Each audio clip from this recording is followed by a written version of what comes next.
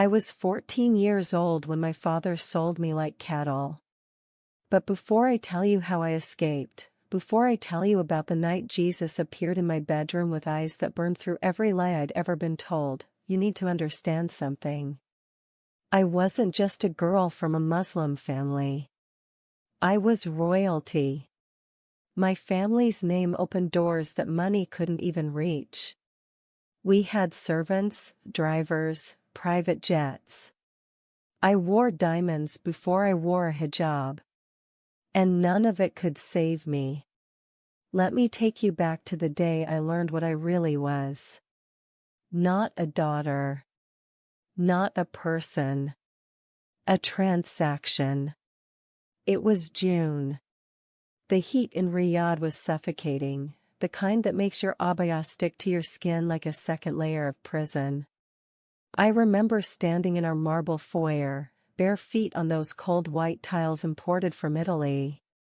My father insisted on Italian marble. Only the best, he'd say. Only the best for a man who was about to trade his daughter like a racehorse. The house smelled like oud perfume and fresh roses.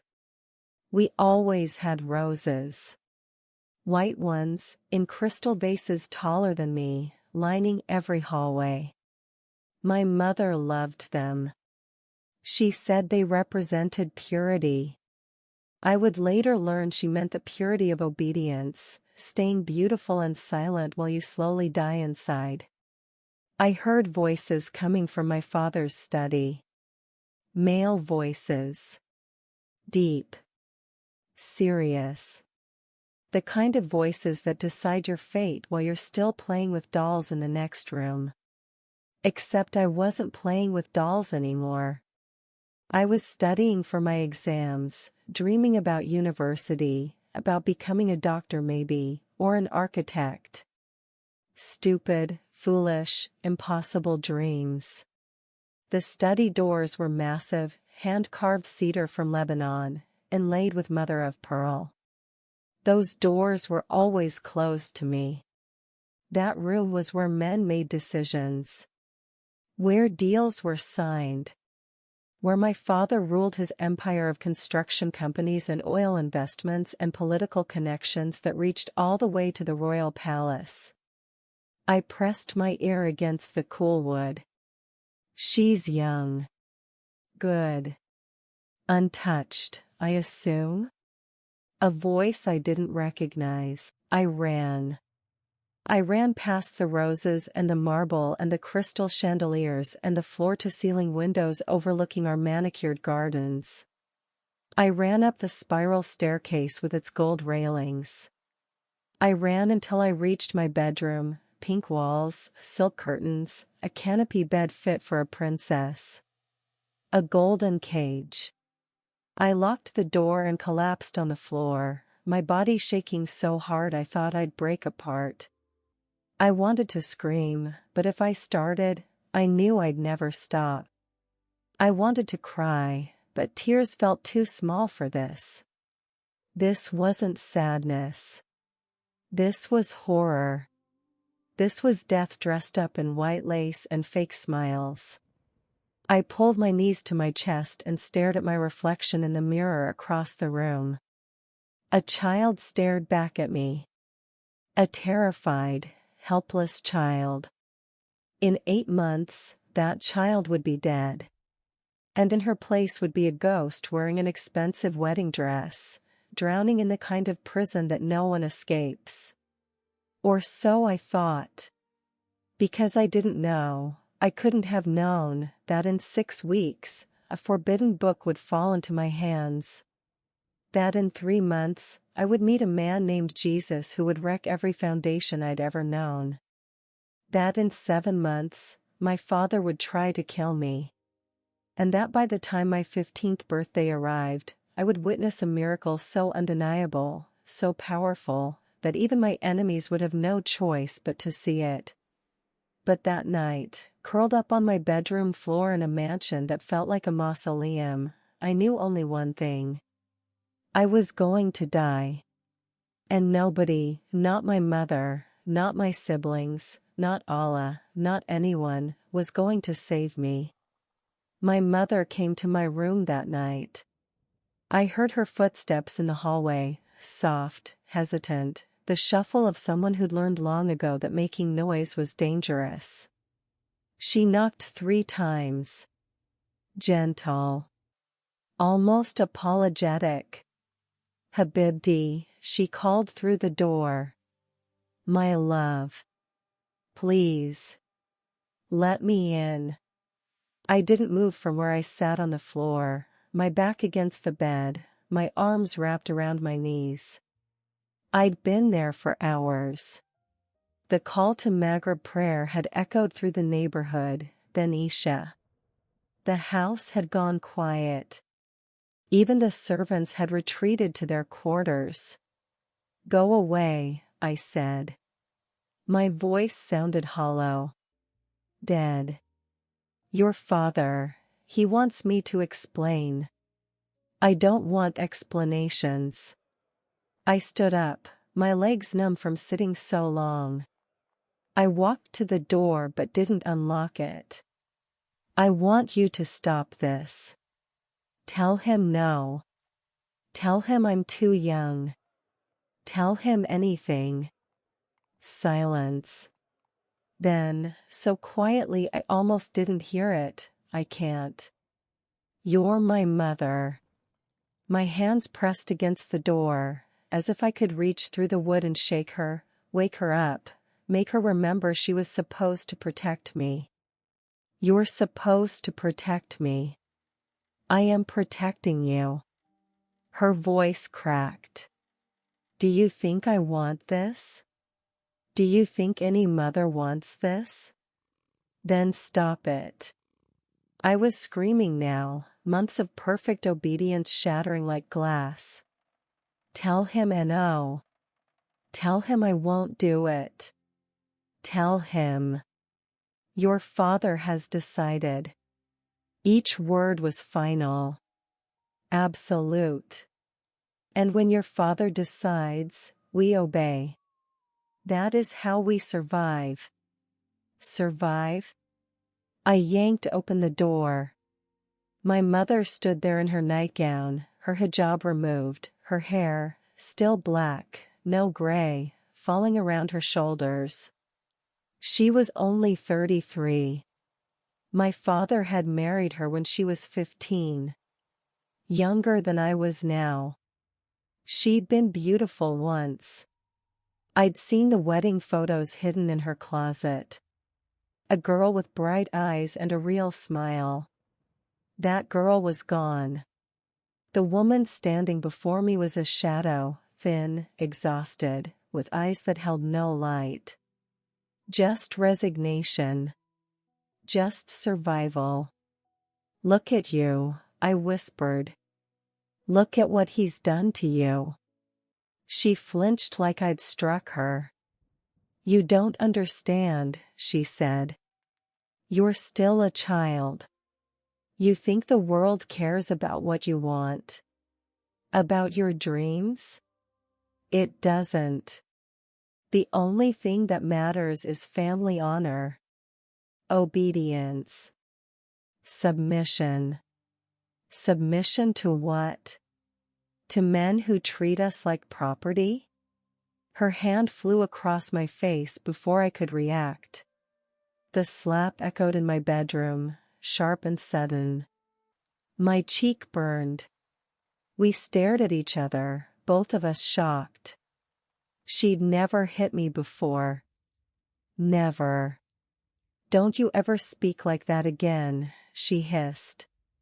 But her hand was shaking. That kind of talk is poison. It's Western corruption. It will destroy you. I touched my cheek. It was hot, throbbing. I'm already destroyed. She grabbed my arms, her fingers digging in desperately. Listen to me. I know you're scared. I was scared too. But Sheikh Abdullah is a good match. He's wealthy. Connected. He'll provide for you. Give you status. Security. He's 60 years old. Age brings wisdom. He's a monster. I saw it in his eyes. You saw nothing. You're being dramatic. But she wouldn't meet my gaze. In time, you'll understand. You'll have children. A home. Purpose. It's not so bad. Not so bad. I pulled away from her. Look at yourself. When was the last time you were happy? When was the last time Baba spoke to you like you were human? He provides for us. He treats you like a servant. No. Worse. He treats the servants better because at least he pays them. Stop. She was crying now, silent tears streaming down her face. Please stop. Why did you come here? I asked. To convince me this is normal? To tell me I should be grateful some old man wants to buy me? I came here to teach you how to survive. She wiped her face with her sleeve, trying to compose herself. Because if you fight this, if you resist your father, he will break you. And I cannot. I cannot watch him break you. He's already breaking me. Not like this. You don't know what he's capable of. Her voice dropped to a whisper, as if the walls had ears. They probably did. Your father is not a patient man. He is not a forgiving man.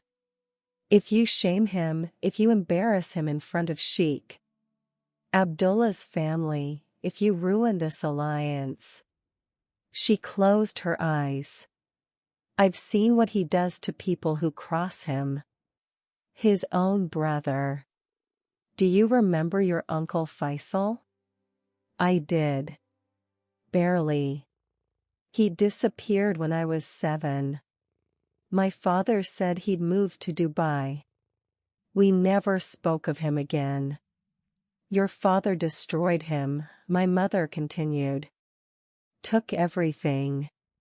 His business, his home, his reputation. All because Faisal disagreed with him on a single investment. His own brother. What do you think he'll do to a daughter who defies him? The room suddenly felt smaller. Colder. So I just give up? I asked. Surrender? Let that monster. You survive. You obey. You marry Sheikh Abdullah. You have his children.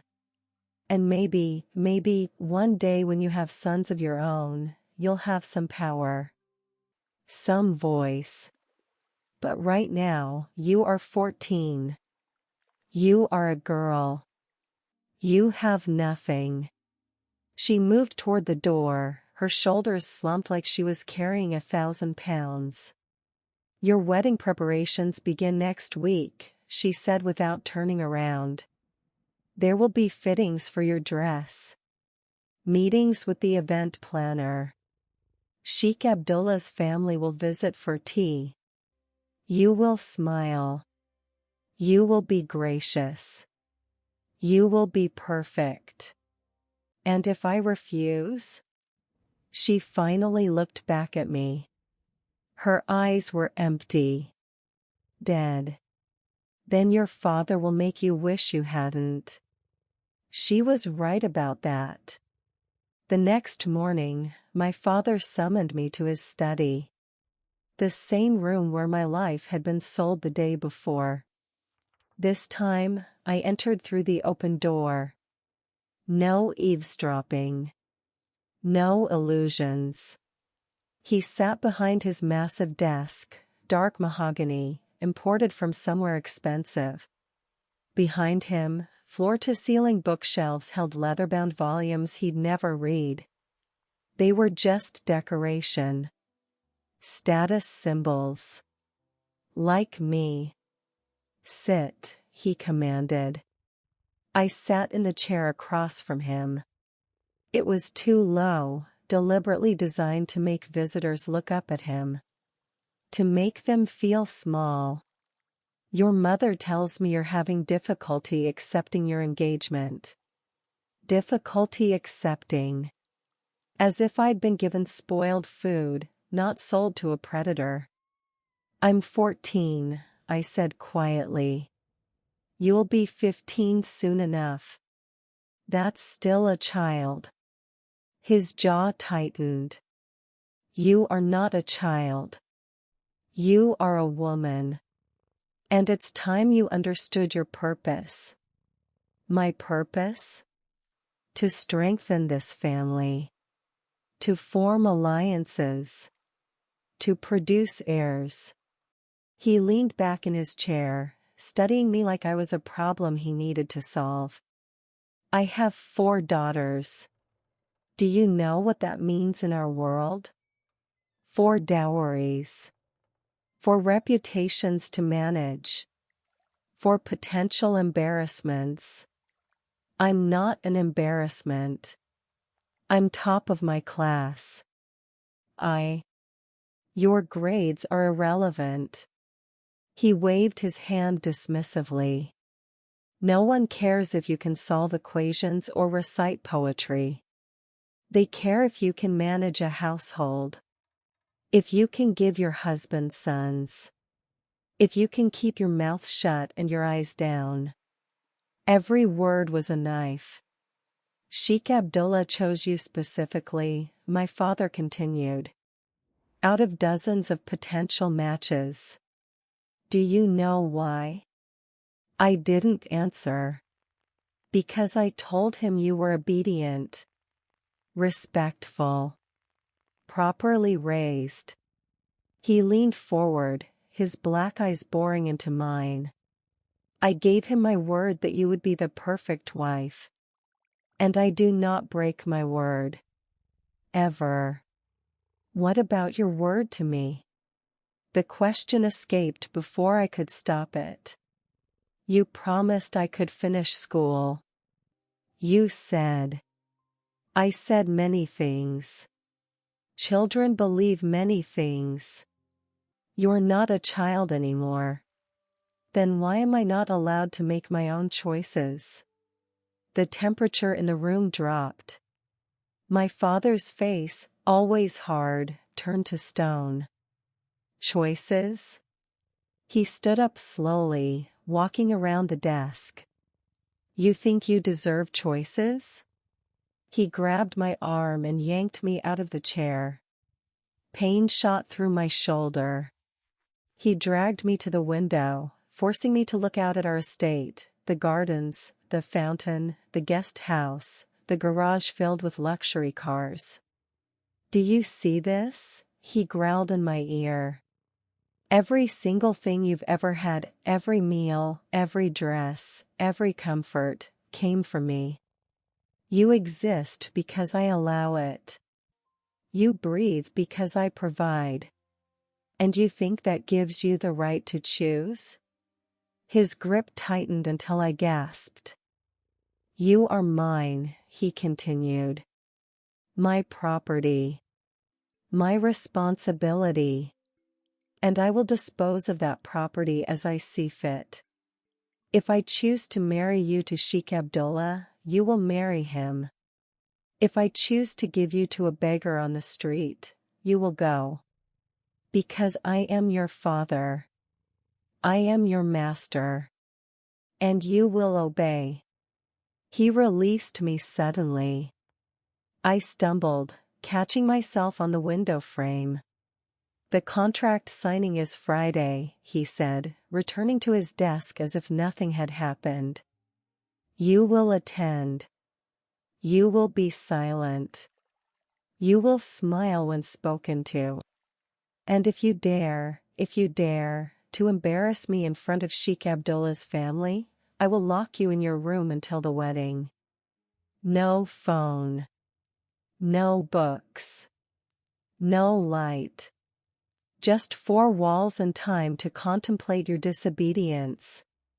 Do you understand? I understood everything in that moment. I understood that my father didn't love me.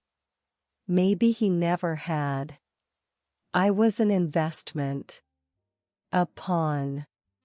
A thing to be traded for advantage. I understood that my mother couldn't save me because she couldn't even save herself. I understood that in this house, in this family, in this world I'd been born into, I had no voice. No value. No future except the one being forced on me. Yes, Baba, I whispered. Good. He opened a folder on his desk, already moving on to more important matters. You're dismissed. I walked out of that study on legs that barely held me. I walked past my mother in the hallway. She wouldn't look at me. I walked past my younger sisters playing in the courtyard. They didn't know yet that this same fate awaited them. I walked to my room and locked the door. And for the first time in my life, I prayed to Allah not for blessings, but for death.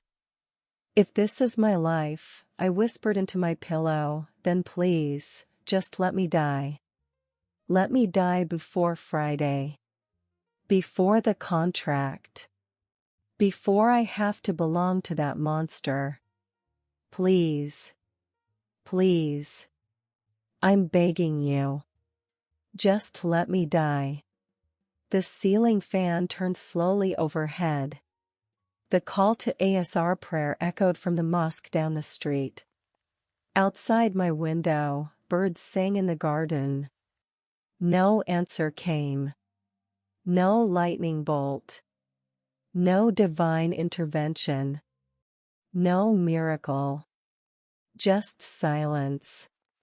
And in that silence, something inside me began to crack. Not break, not yet. But crack. Like a foundation with a fault line running through it. One more pressure point, one more weight, and the whole structure would collapse. I didn't know it then, but that crack would be my salvation. Because sometimes, you have to break completely before you can be rebuilt into something stronger. Friday came too fast.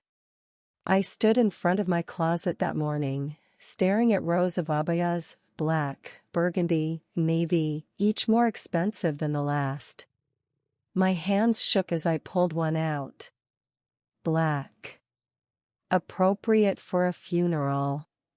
Because that's what this was. The death of everything I'd ever hoped to be. The house was already alive with activity. Servants rushed through hallways carrying trays of Arabic coffee and dates. My mother barked orders about arrangements, her voice tight with stress. My father's voice boomed from downstairs, discussing business with someone on the phone. Normal. Everything was so horrifyingly normal. I performed wudu, the ritual washing before prayer. Cold water on my face, my arms, my feet. I'd done this 5 times a day since I was 6 years old.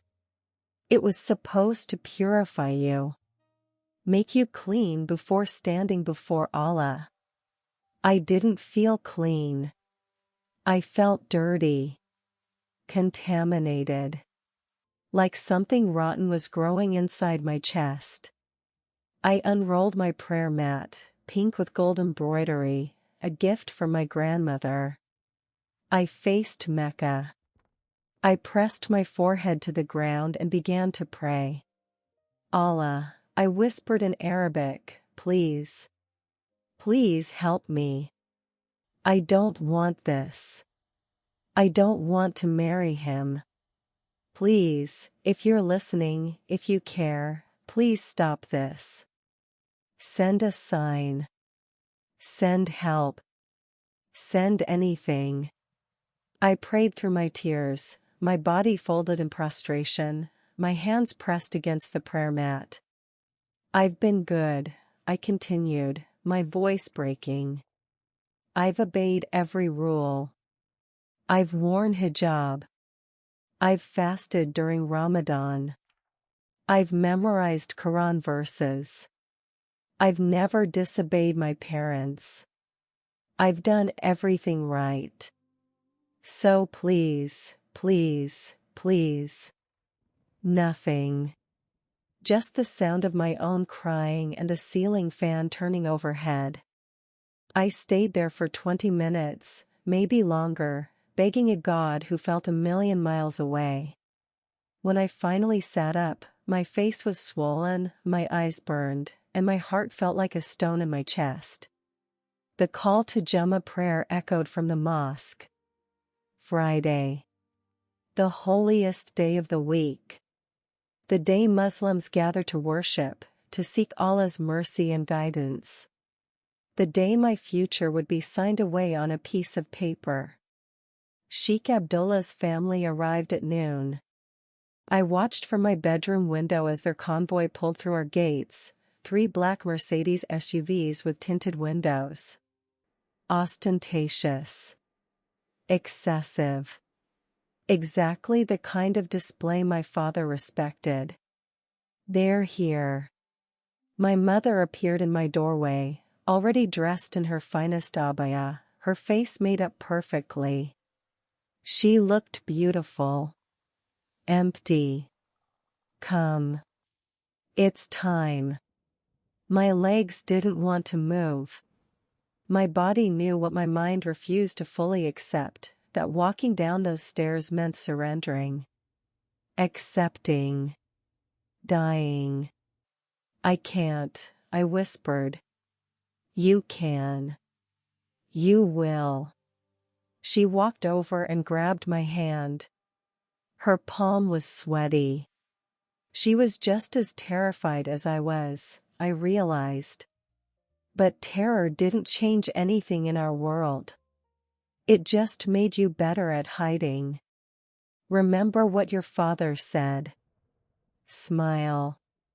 Be gracious. Don't speak unless spoken to. What if I scream instead? The words came out before I could stop them. What if I tell them the truth? That I'm 14.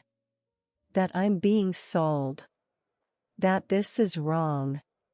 Her hand tightened around mine, her nails digging into my skin.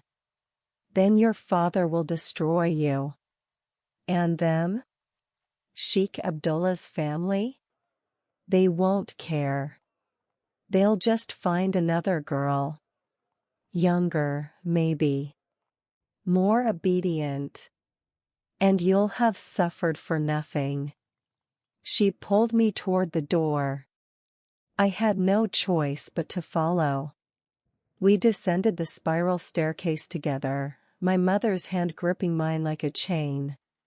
In the grand foyer below, I could see them. Sheikh Abdullah stood with my father, both men dressed in pristine white thobes, talking and laughing like old friends. Behind them, other men. His sons, maybe. Brothers. Witnesses to this transaction. No women. Of course not. We were the commodity being traded, not the traders.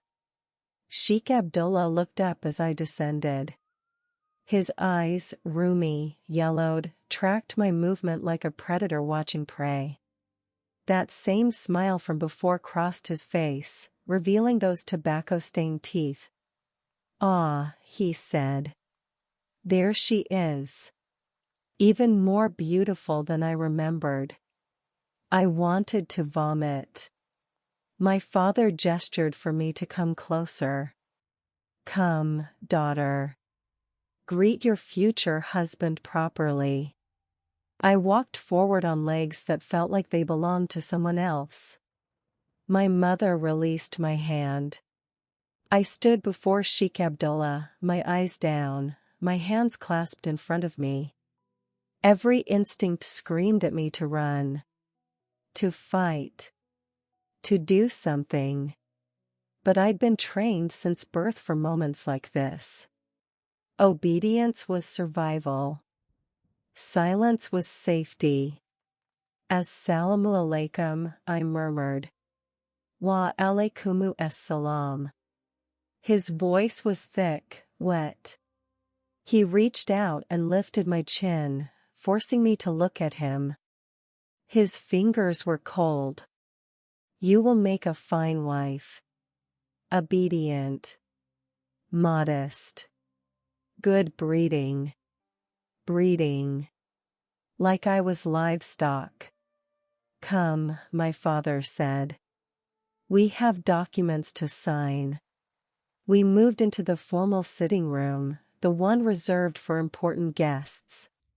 Servants had already prepared everything, Arabic coffee in delicate cups, dates and pastries on silver trays, and on the center table, a stack of papers. The marriage contract. My father and Sheikh Abdullah sat on opposite sides of the table.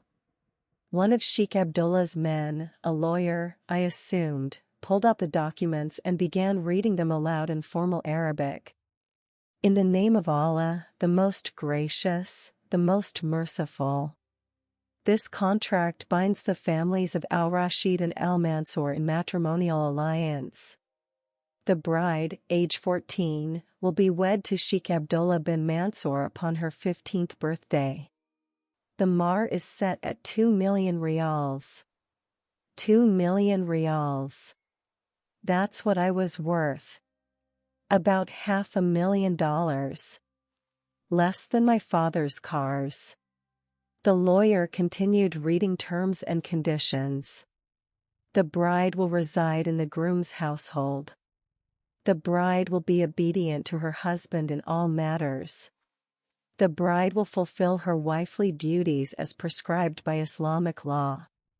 I stood against the wall with my mother, invisible. Irrelevant.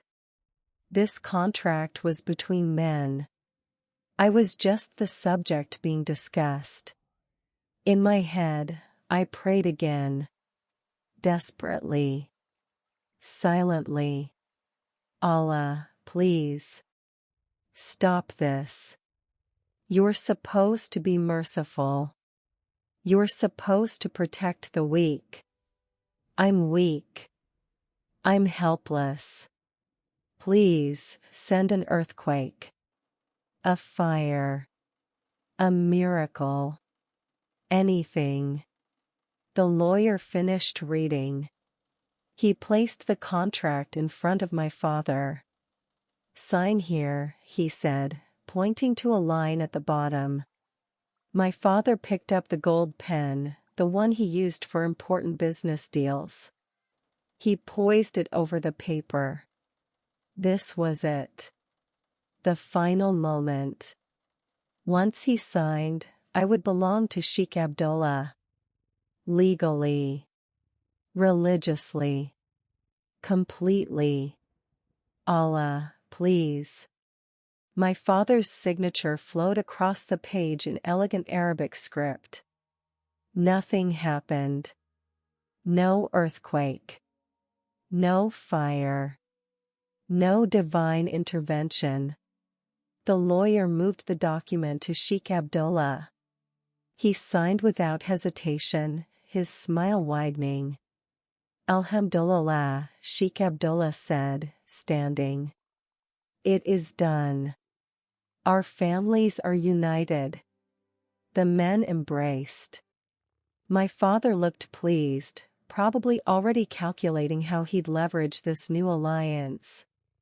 Sheikh Abdullah looked satisfied, like a man who just made an excellent purchase. I looked at my mother. She wouldn't meet my eyes. And that's when I knew with absolute, crushing certainty, Allah wasn't listening. Or he didn't care.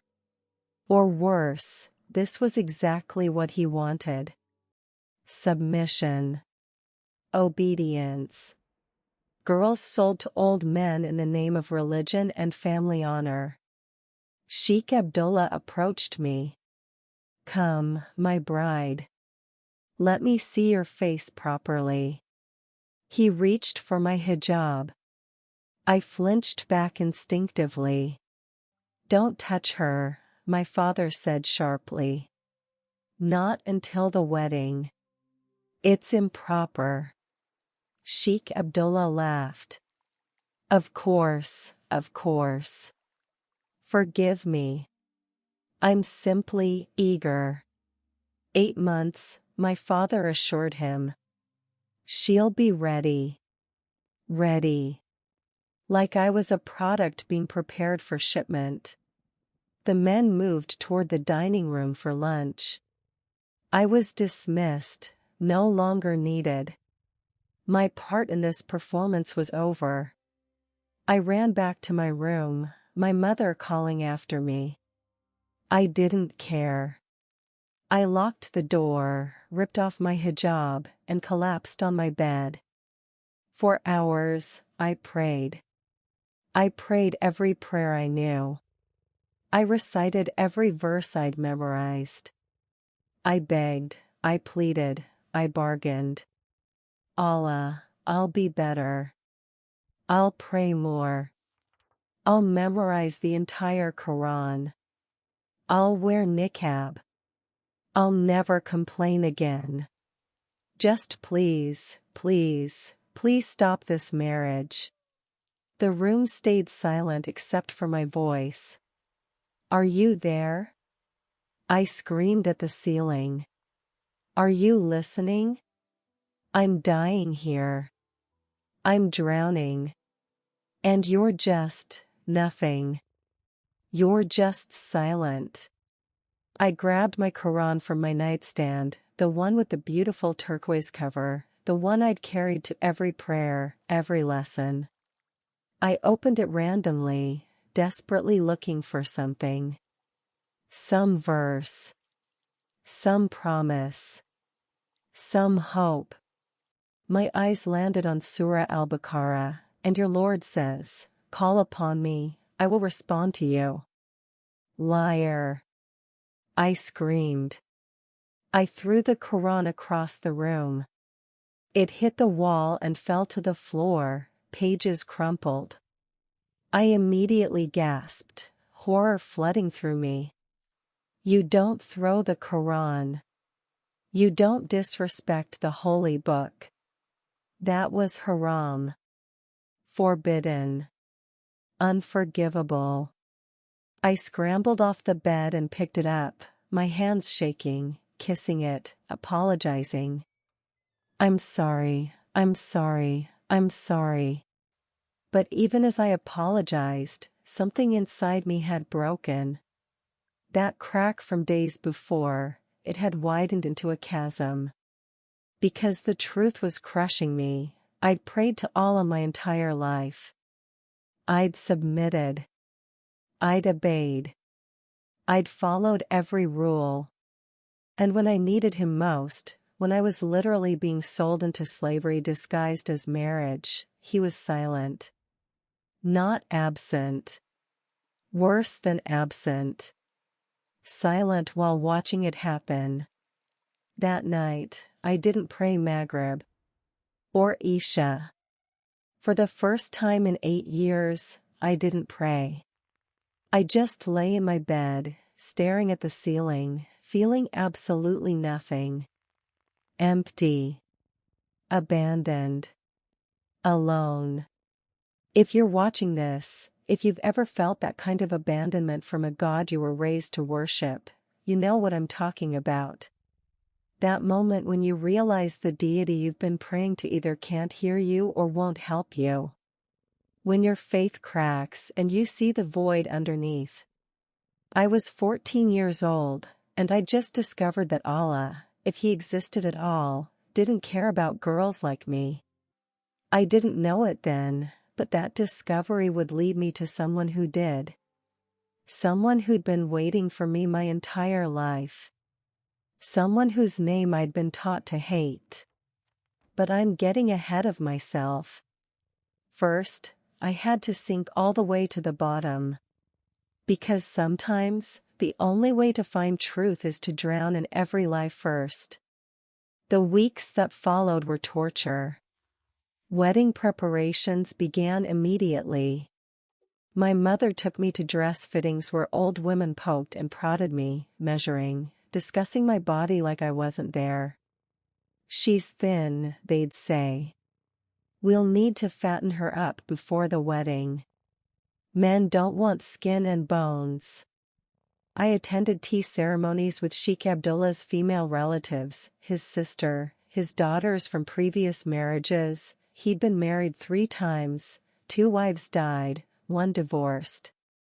They smiled and called me little sister while their eyes held pity. They knew exactly what awaited me. And through it all, I prayed. Despite everything, I prayed. I performed wudu 5 times a day. I prostrated. I recited verses. I fasted on Mondays and Thursdays, extra fasting, beyond Ramadan, to show extra devotion. I wore my hijab perfectly, not a single hair showing. I read the Quran for hours. I did everything right. And Allah remained silent. "Why won't you answer me?" I whispered one night during Tahajjud, the voluntary night prayer that's supposed to be especially powerful. It was 3 a.m. I was exhausted. But I'd read that Allah descends to the lowest heaven during this time to answer prayers. I prostrated on my prayer mat, my forehead pressed to the ground, my tears soaking the fabric. I know I threw the Quran. I know I was disrespectful. I'm sorry. I'm so sorry. Please forgive me. Please help me. I'll do anything. Just stop this marriage. Please. The house was silent. The world was silent. Heaven was silent. And in that silence, a thought occurred to me, small at first, then growing like a tumor. What if he's silent because this is his will? What if Allah wanted me to marry Sheikh Abdullah? What if this was some kind of test, and I was failing by resisting? The thought made me nauseous. But it also made horrible sense. Didn't Islam teach that fathers had authority over their daughters?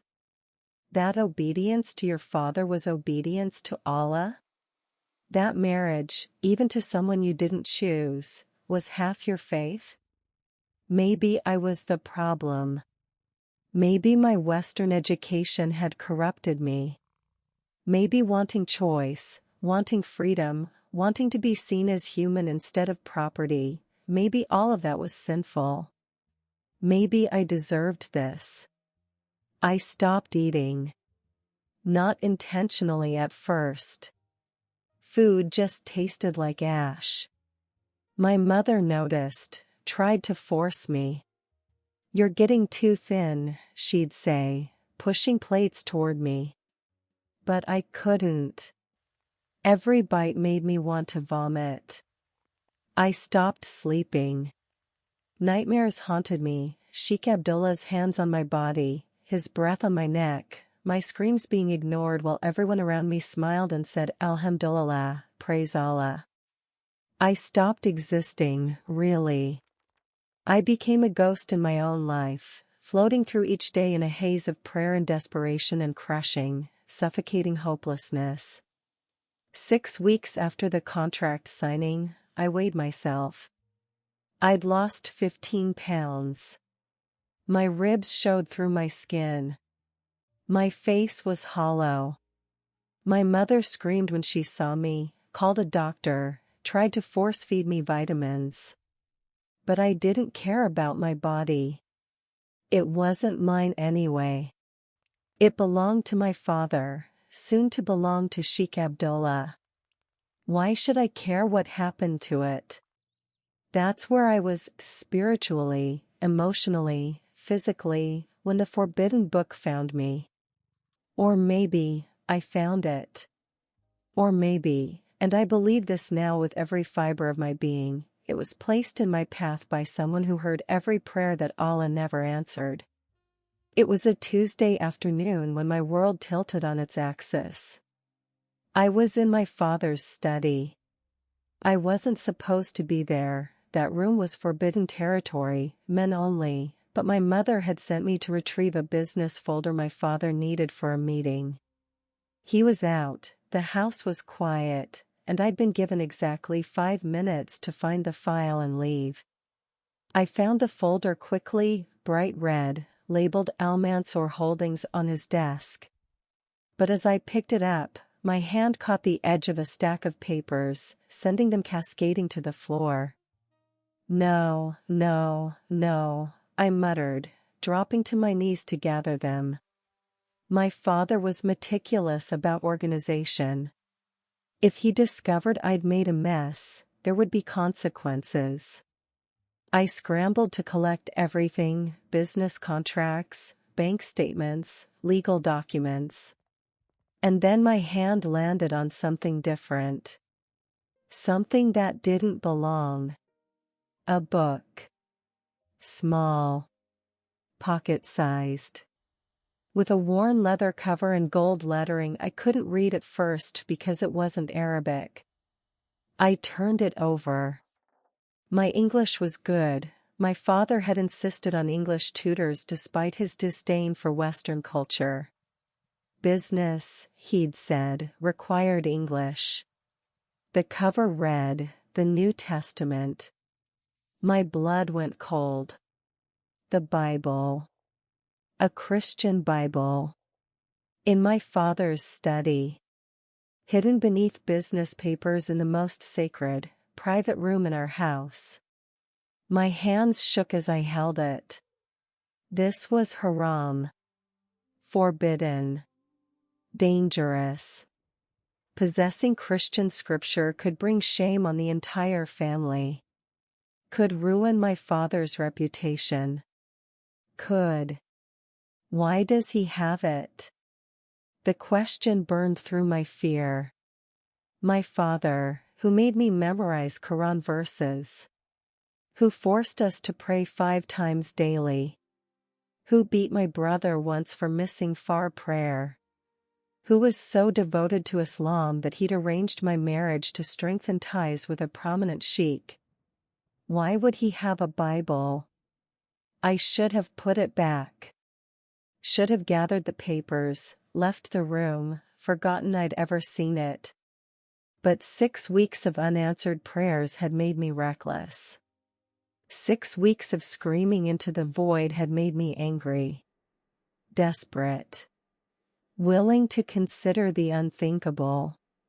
What if Allah isn't answering because He's not there? What if there's something else? Someone else? I shoved the Bible under my abaya, against my stomach, held in place by my belt.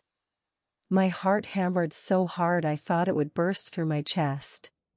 I gathered the rest of the papers, placed them back on the desk exactly as they'd been, grabbed the red folder, and walked out. Every step down the hallway felt like walking to my execution. Any moment, someone would stop me. Would see the rectangular bulge under my clothes. Would discover what I'd stolen. But I made it to my room. Locked the door. Collapsed against it, breathing hard, the Bible pressed against my chest. What are you doing? A voice in my head screamed. This is insane. This is haram. This is. I didn't care anymore. I was already condemned to a living death. What was one more sin? I pulled the Bible out and sat on my bed, holding it like it might explode. The leather was soft, worn from use. Someone had read this. Multiple times. My father? The thought seemed impossible. But there it was, hidden in his study, well read, obviously important enough to keep. I opened it randomly, my hands trembling. The pages were thin, delicate, covered in small English text. Some passages were underlined. Notes were written in the margins in Arabic. My father's handwriting. My mind reeled. This wasn't just a Bible he'd confiscated or was studying to refute. He'd been reading it, studying it, taking notes. I forced myself to focus on the page in front of me. My eyes landed on text highlighted in yellow. Come to me, all who are weary and burdened, and I will give you rest. Something in my chest clenched. Weary. Burdened. That was exactly what I was. I kept reading. Take my yoke upon you and learn from me, for I am gentle and humble in heart, and you will find rest for your souls. Gentle. Humble. Rest. Words I'd never associated with God. Allah was many things, powerful, just, merciful to those who obeyed. But gentle? Humble? Those weren't words we used. I flipped through more pages, my curiosity overriding my fear. Another marked passage. For God so loved the world that he gave his one and only Son, that whoever believes in him shall not perish but have eternal life. Loved the world. Not just Muslims. Not just the obedient. The world. That couldn't be right. I'd been taught that only Muslims entered Jannah, paradise. Everyone else? Hell. Eternal fire. No exceptions. But this verse said whoever believes. Not whoever follows all the rules. Not whoever prays 5 times daily. Not whoever submits to forced marriage. Just believes. This is wrong, I whispered to myself. This is Christian lies. Corruption. I should burn this. But I didn't. I kept reading. I read about a man named Jesus Isa. We called him in Islam, though he was just a prophet to us, not the Son of God. I read about how he healed the sick, fed the hungry, spoke to women like they mattered, challenged religious leaders who cared more about rules than people. I read about how he touched lepers everyone else avoided. How he defended a woman caught in adultery from men who wanted to stone her. How he wept when his friend died. A God who wept. The idea was foreign. Radical. Allah didn't weep. Allah was above emotion, above human weakness. But this Jesus, he felt everything. Pain. Anger. Sorrow. Love. Hours passed. The afternoon call to ASR prayer echoed from the mosque. I ignored it, the first time I deliberately missed a prayer. I was too absorbed in these pages, these words that felt like water to someone dying of thirst. I read about the crucifixion. How they beat him, mocked him, nailed him to a cross. How he suffered for hours, dying slowly, painfully. And then, the words that broke something inside me. Father, forgive them, for they do not know what they are doing. He forgave the people torturing him. While they were still doing it. I'd never heard of anything like that. In Islam, justice was paramount. Eye for an eye. Punishment for wrongdoing. But forgiveness for your executioners? While you were dying? That wasn't weakness. That was something else entirely. Something powerful in a way I didn't have words for. I turned more pages, found the resurrection account.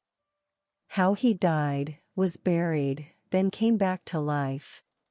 How he appeared to his followers, proved he was alive, then ascended to heaven. No, I thought. That's impossible. People don't come back from death. But then again, if God was real, actually real, couldn't he do the impossible? The call to Maghrib prayer sounded. Sunset. I'd been reading for hours. My mother would be looking for me soon, wondering why I hadn't come down for iftar, the evening meal. I couldn't stop. I flipped to another marked section. The margins were filled with my father's notes in Arabic. Is this true? Can forgiveness really be this simple?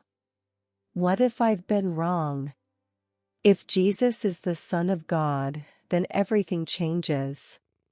My father. My rigid, controlling, Allah-fearing father had written those words. What had happened? Had he converted? Was he secretly Christian? That would explain his carefully maintained image. If anyone discovered the truth, he'd lose everything. His business connections, his reputation, possibly his life. But if he'd found something in these pages worth risking everything for. My door handle rattled.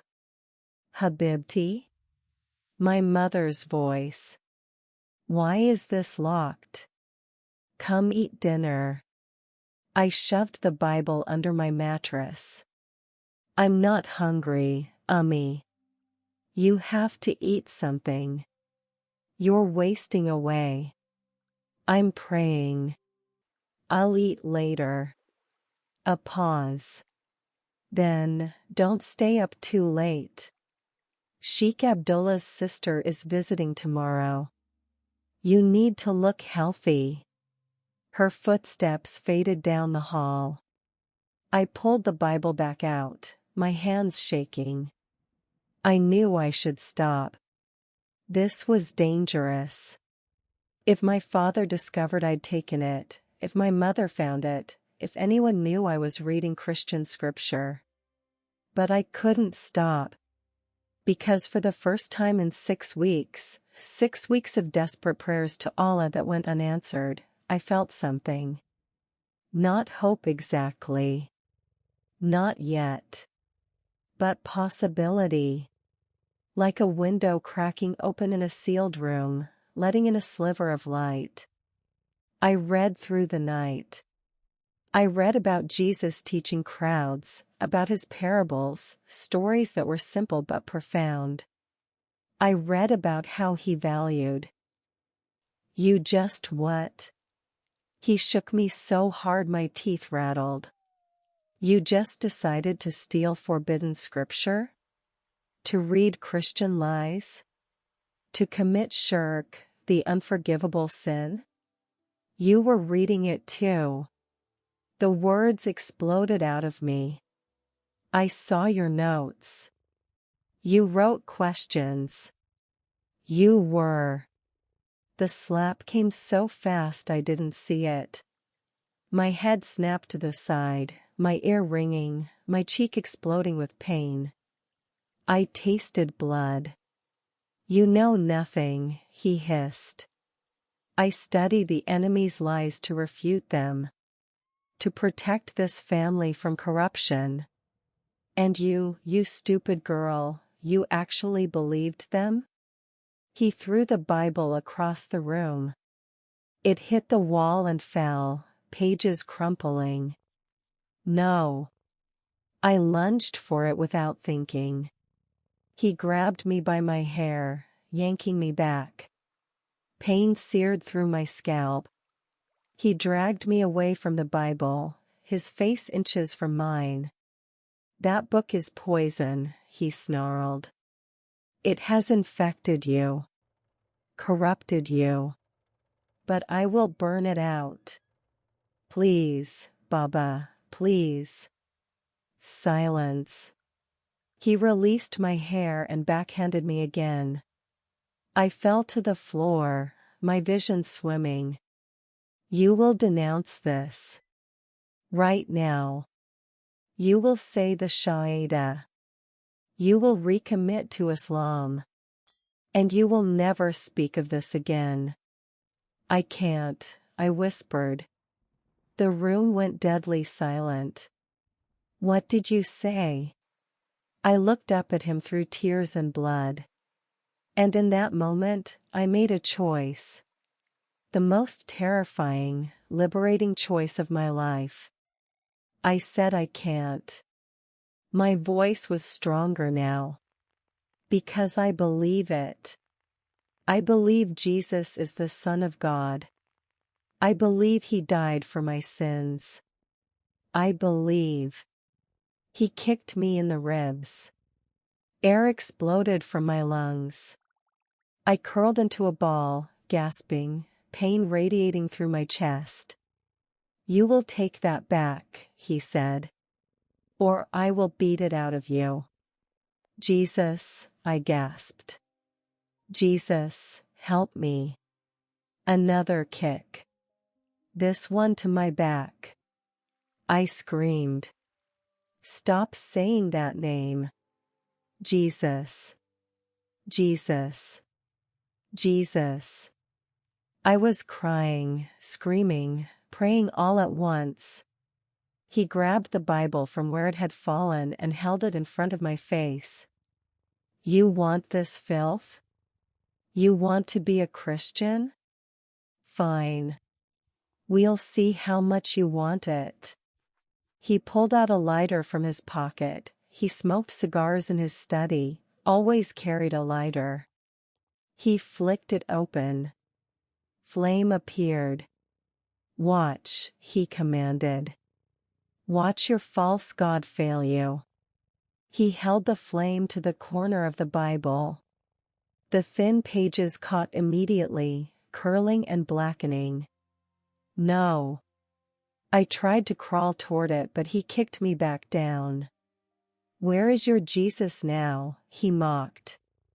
Why doesn't he stop this?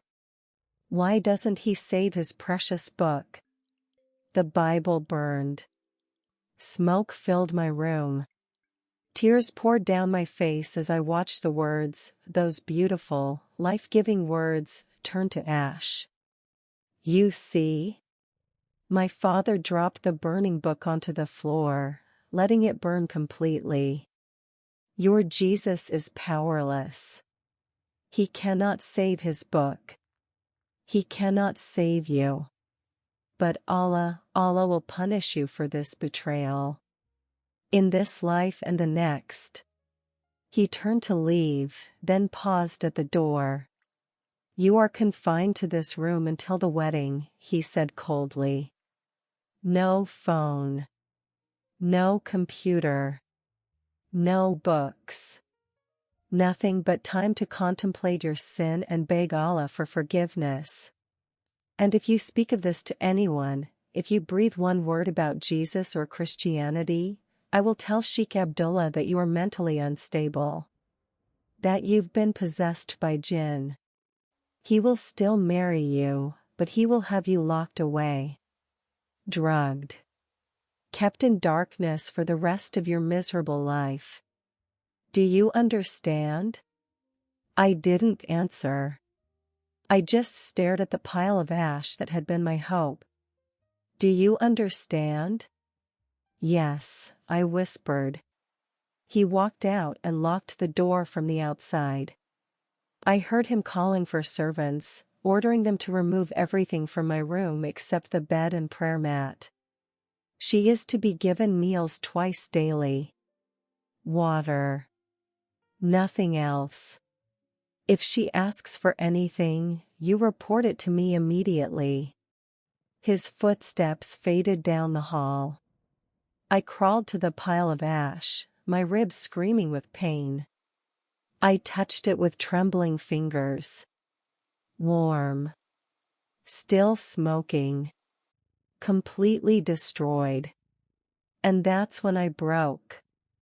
Not the kind of breaking my father expected, not back into submission. A different kind. The kind where everything you've held together through sheer will finally shatters.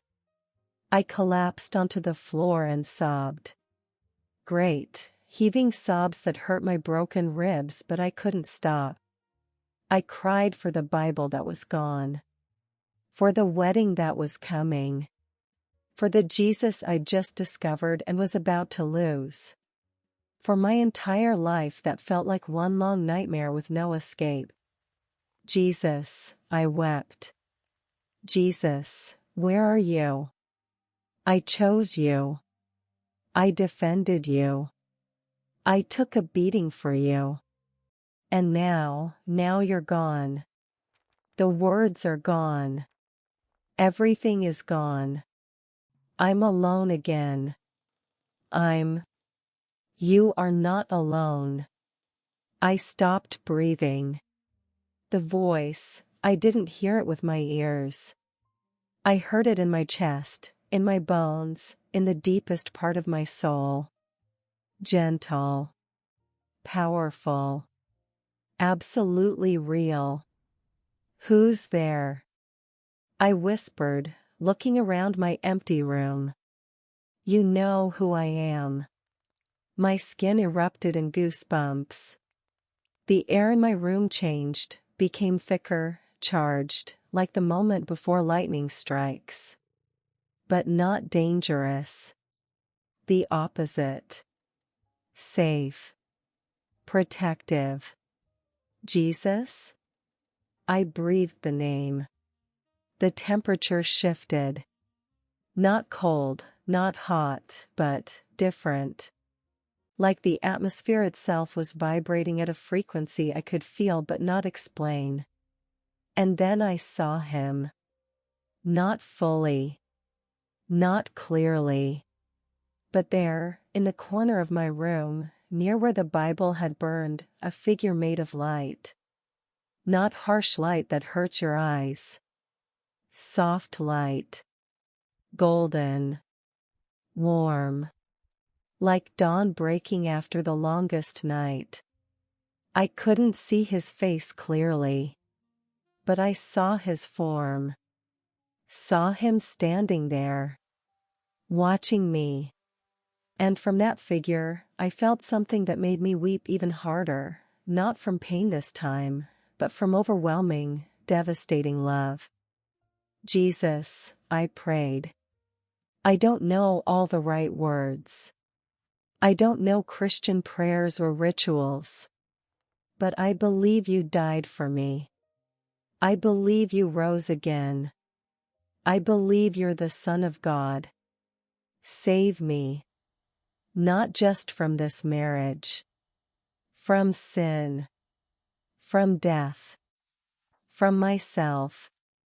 I give you everything. My life. My future. My family. Everything. I'm yours. Completely. Forever. The moment I said it, the moment I truly surrendered everything, something happened inside me.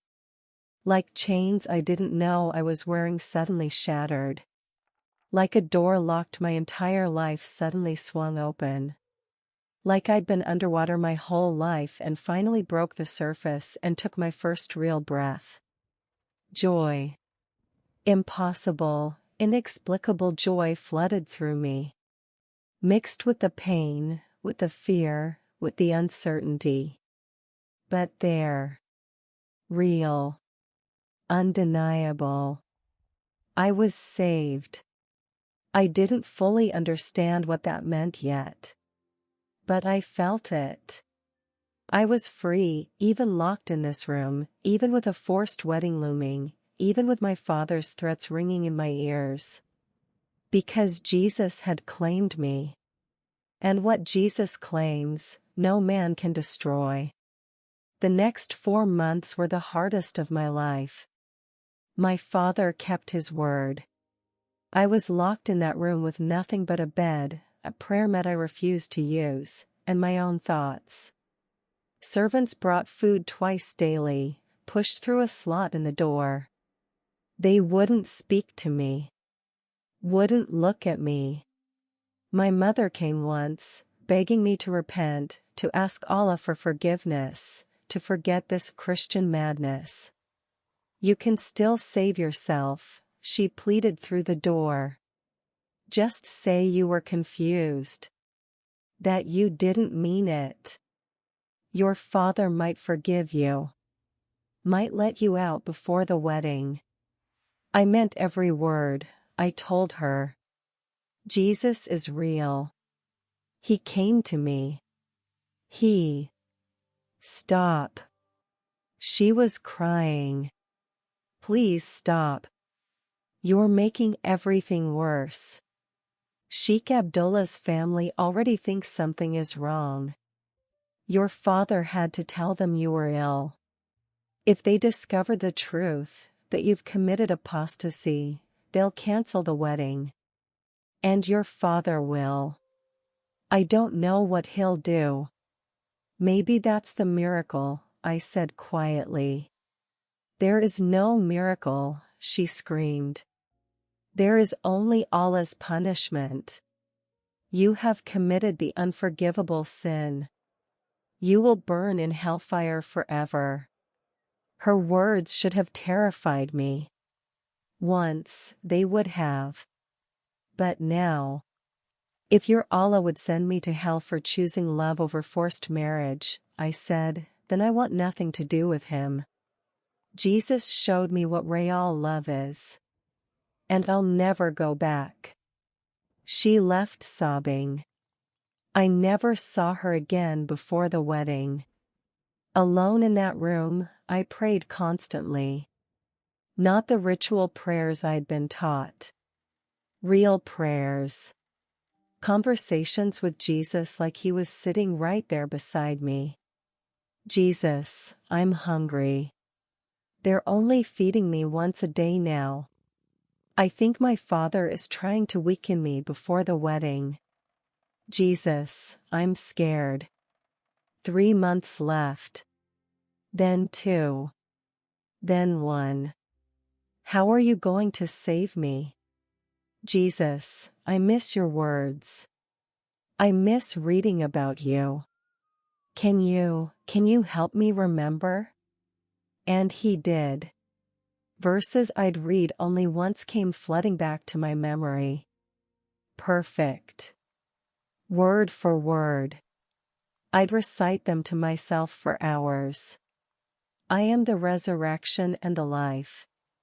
The one who believes in me will live, even though they die.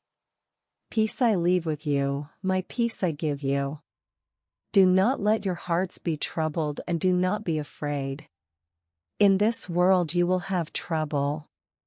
But take heart. I have overcome the world. Those words sustained me. Fed me when food wasn't enough. Strengthened me when my body grew weak. I lost more weight. My hair started falling out from stress and malnutrition. I developed sores from lying in bed too much. My body was breaking down. But my spirit? My spirit was stronger than it had ever been. 2 weeks before the wedding, my father came to my room. He looked at me, gaunt, hollow-eyed, barely recognizable, and I saw something flicker across his face. Regret? Guilt? You've done this to yourself, he said, but his voice lacked its usual certainty. If you just obeyed, if you just stayed silent. I couldn't, I said. My voice was hoarse from lack of use. Jesus is real, Baba. You know he is. I saw your notes. You were questioning too. You were. I was weak, he roared. I entertained doubts like a fool. But I came back to the truth. Back to Islam. And you should too before it's too late. It's not too late, I said. Jesus is waiting for you too. You can still. He turned and walked out, slamming the door. 1 week before the wedding, servants came and bathed me, dressed me, did my hair and makeup. They were preparing me like a corpse for burial. I let them. I had no strength to fight. 3 days before the wedding, my younger sister slipped a note under my door. Everyone is talking about you. They say you've lost your mind. That jinn have possessed you. Sheikh Abdullah wants to proceed with the wedding anyway. He says he'll fix you. I'm scared for you. Please, just pretend. Just say what they want to hear. Please. I wrote back on the same paper with eyeliner I'd hidden. I love you. But I cannot pretend. Jesus is worth everything. Even this. Especially this. One day, you'll understand. The night before my wedding, I couldn't sleep. I paced my small room, 10 steps one direction, 10 steps back, and prayed. Jesus, this is it. Tomorrow they'll take me to Sheikh Abdullah. Tomorrow I become his property. His wife. His victim. You said to trust you. You said you'd be with me. I'm trusting. I'm believing. But Jesus, I need you. I need the miracle. Please. Please. I can't do this without you. I waited for a voice. A vision. Something. Nothing came.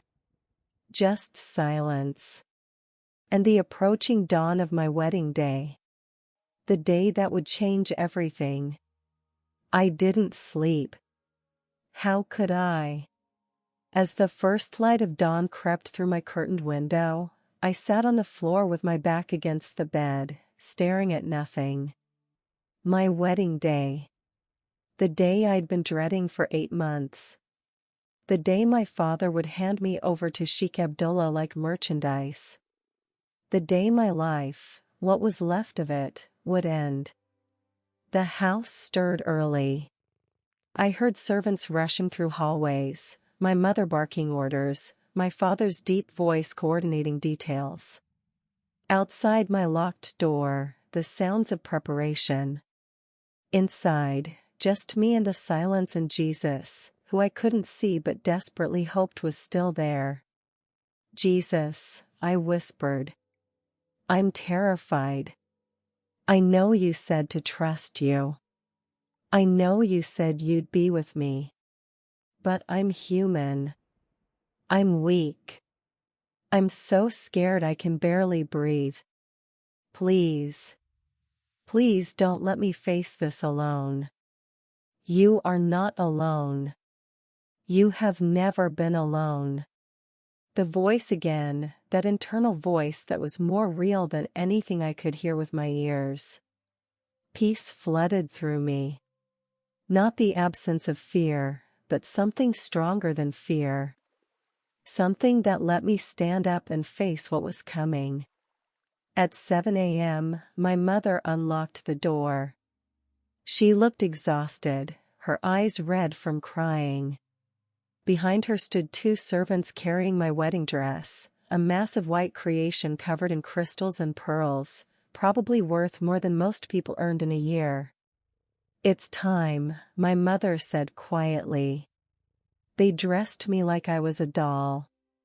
I stood there, arms out, letting them layer me in silk and tulle and lace. The dress was suffocatingly heavy. The veil was so long it would require 2 people to carry it. My makeup was thick, covering the bruises on my face, the hollowness in my cheeks. When they finished, I looked in the mirror. A stranger stared back. Beautiful, but dead. A corpse in a wedding dress. You look perfect, one servant whispered, tears in her eyes. She knew. They all knew. This wasn't a celebration. This was a funeral. My mother placed the final touch, a diamond tiara, family heirloom, worn by Al-Rashid brides for generations. I wish. She started, then stopped. I wish things were different. They could be, I said. You could help me. We could leave. Right now. Just walk out and... Enough. Her voice hardened. No more fantasies. You made your choice when you chose that false god. Now you live with the consequences. Jesus isn't false. He's more real than anything in this house. She slapped me. Not hard, she couldn't risk ruining my makeup. But enough to sting. Do not speak that name today, she hissed. Not in front of the guests. Not in front of Sheikh Abdullah. Not ever. You will smile. You will say your vows. You will submit to your husband.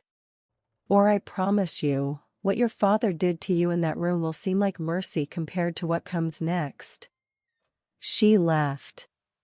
The servants followed.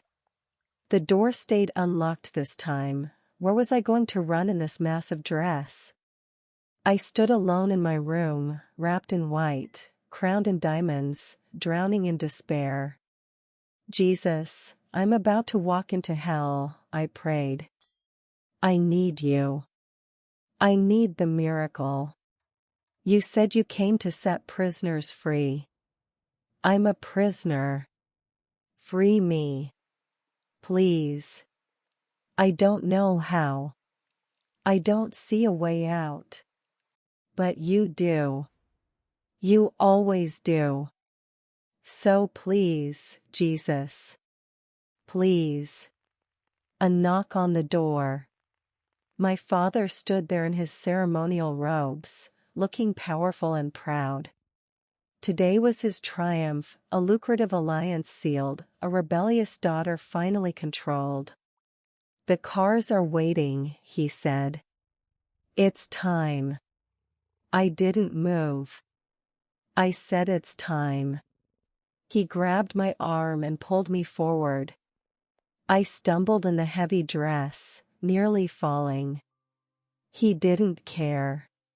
He dragged me down the hallway, down the spiral staircase with its gold railings, the same staircase I'd run up months ago when I first learned about this marriage. The foyer was crowded with family members, all dressed in their finest, all staring at me. Some looked sad. Others looked relieved, glad it wasn't their daughter. My younger sisters cried quietly. My brothers looked away.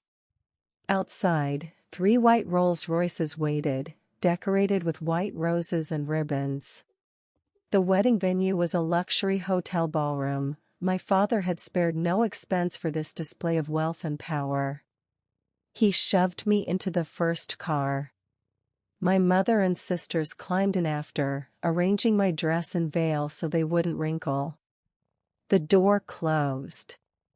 The car started moving. I watched my childhood home disappear through the rear window. That prison I'd lived in for 14 years.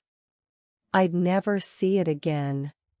I was trading one cage for another, smaller, darker, with no hope of escape. The hotel was a 30-minute drive. No one spoke. My mother stared out the window.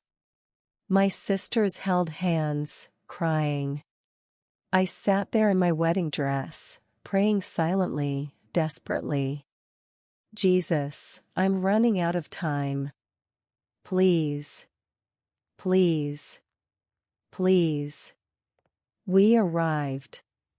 The hotel was magnificent, golden marble and crystal chandeliers, exactly the kind of opulence my father loved.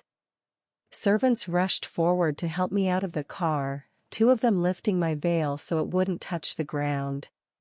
Inside, the ballroom was packed. Easily 300 guests, all the important families, all my father's business associates, politicians, sheiks, anyone who was anyone in Riyadh's elite circles. The men sat on one side, women on the other, separated by an ornate partition decorated with white flowers. On the stage at the front, Sheikh Abdullah waited. He wore pristine white robes and a massive smile. He was nearly vibrating with anticipation, his yellowed teeth showing, his old eyes glittering with ownership. I'm going to be sick, I thought. Right here. Right now. I'm going to vomit all over this dress. Stand up straight, my mother hissed, pinching my arm. Smile. I couldn't. I couldn't smile. Couldn't pretend. Couldn't act like this was anything other than what it was, slavery with a certificate. The music started. Traditional Arabic wedding music, drums and strings. My cue to walk down the aisle. My father appeared at my side, offering his arm. I was supposed to take it. Supposed to let him walk me to my groom. Supposed to be the obedient daughter one last time. Move, my father commanded under his breath. I didn't. My legs wouldn't work. It was like my body finally revolted, refusing to participate in its own destruction. I said move. His fingers dug into my arm, hard enough to bruise under the dress. Jesus, I whispered. Not caring who heard. Not caring about anything except the presence I felt but couldn't see. Jesus, help me. Stop saying that name, my father snarled quietly, smiling at the guests while threatening me. Walk. Now. Or I will drag you. The entire ballroom was staring. Waiting. The music continued. Sheikh Abdullah's smile began to falter, confusion crossing his face. And then, I'll remember this moment until the day I die, the lights went out. Not flickering. Not dimming. Completely out. The entire ballroom plunged into absolute darkness. 300 people gasped simultaneously. Generator failure, someone shouted. Get the backup lights. But in that darkness, I felt it. A hand. Warm. Strong. Real. Taking mine. Run. Jesus's voice. Clear. Unmistakable. Commanding. Run. Now. I yanked free from my father's grip. He shouted, reaching for me in the darkness, but I was already moving. The heavy dress slowed me, but I didn't care. I kicked off the ridiculous heels my mother had forced me into and ran barefoot, the dress dragging behind me, the veil tearing free from my head. Grab her, my father's voice roared behind me. She's running. Someone stop her.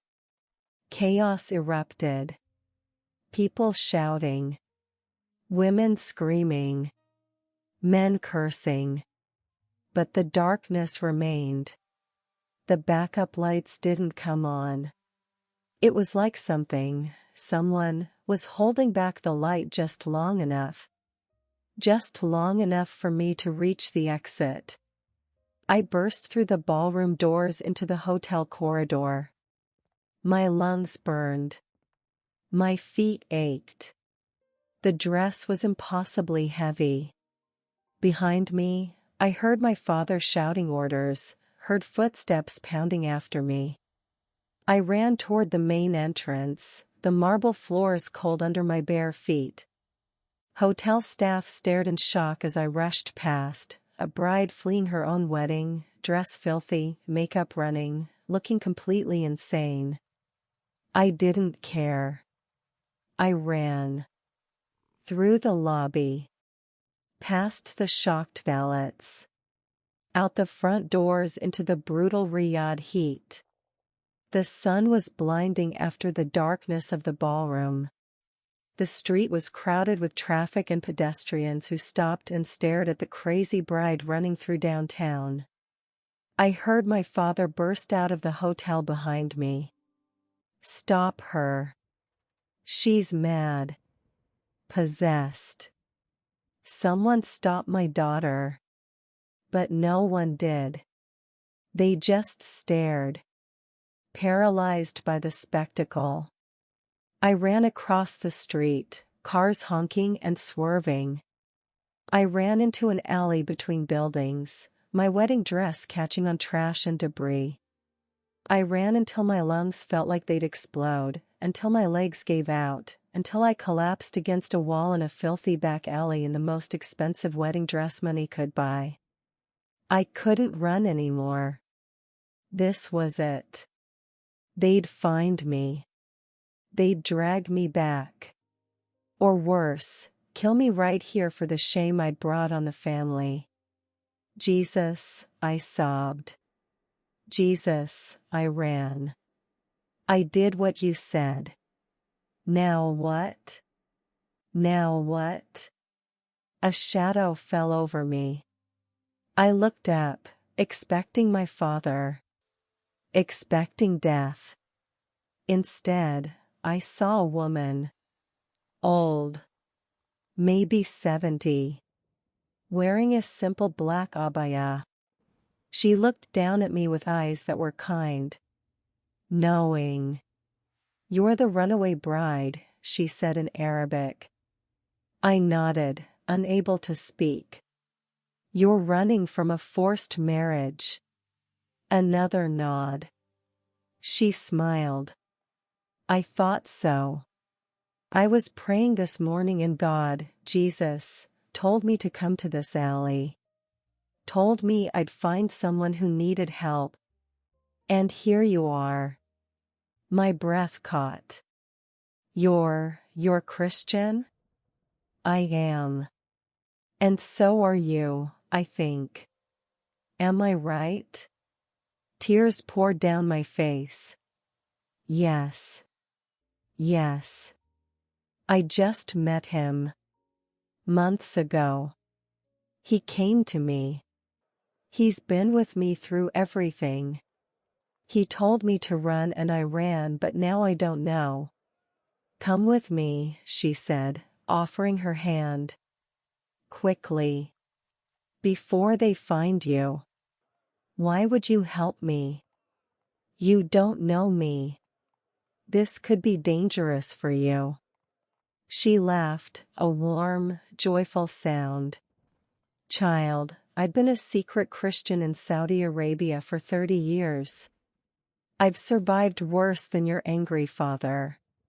Jesus sent me to you. And when Jesus sends, I obey." She helped me up.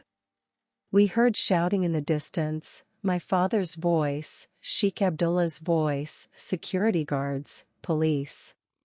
"They'll find me," I said. "They'll never stop looking." "Then we better make you disappear." She pulled off her spare abaya and handed it to me. "Take off that ridiculous dress." Right there in the alley, I stripped out of the wedding gown. Thousands of dollars worth of silk and crystals, left in a heap on filthy concrete like garbage. I pulled on the simple black abaya. It smelled like soap and incense and safety. She removed my diamond tiara, my jewelry, everything expensive that marked me as Al Rashid property. "There," she said, studying me. Just another woman in black. No one will look twice. She took my hand and led me through a maze of back alleys and side streets. We emerged onto a busy shopping street. I was surrounded by women in abayas, all identical, all anonymous. I was invisible. We walked for 20 minutes, my heart pounding the entire time, expecting any moment to hear my father's voice, to feel hands grabbing me. But nothing happened. We turned down a residential street, stopped at a modest apartment building, climbed 3 flights of stairs. She unlocked a door.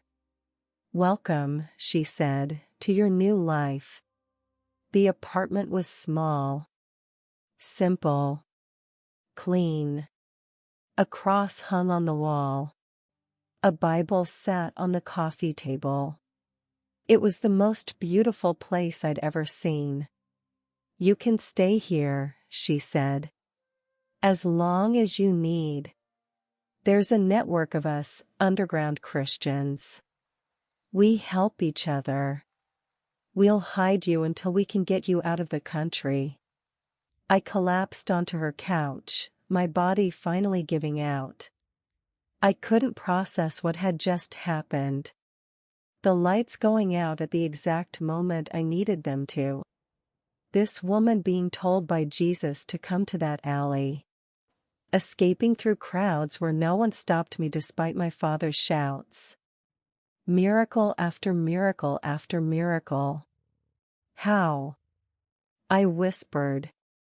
How did this happen? The old woman sat beside me and took my hand.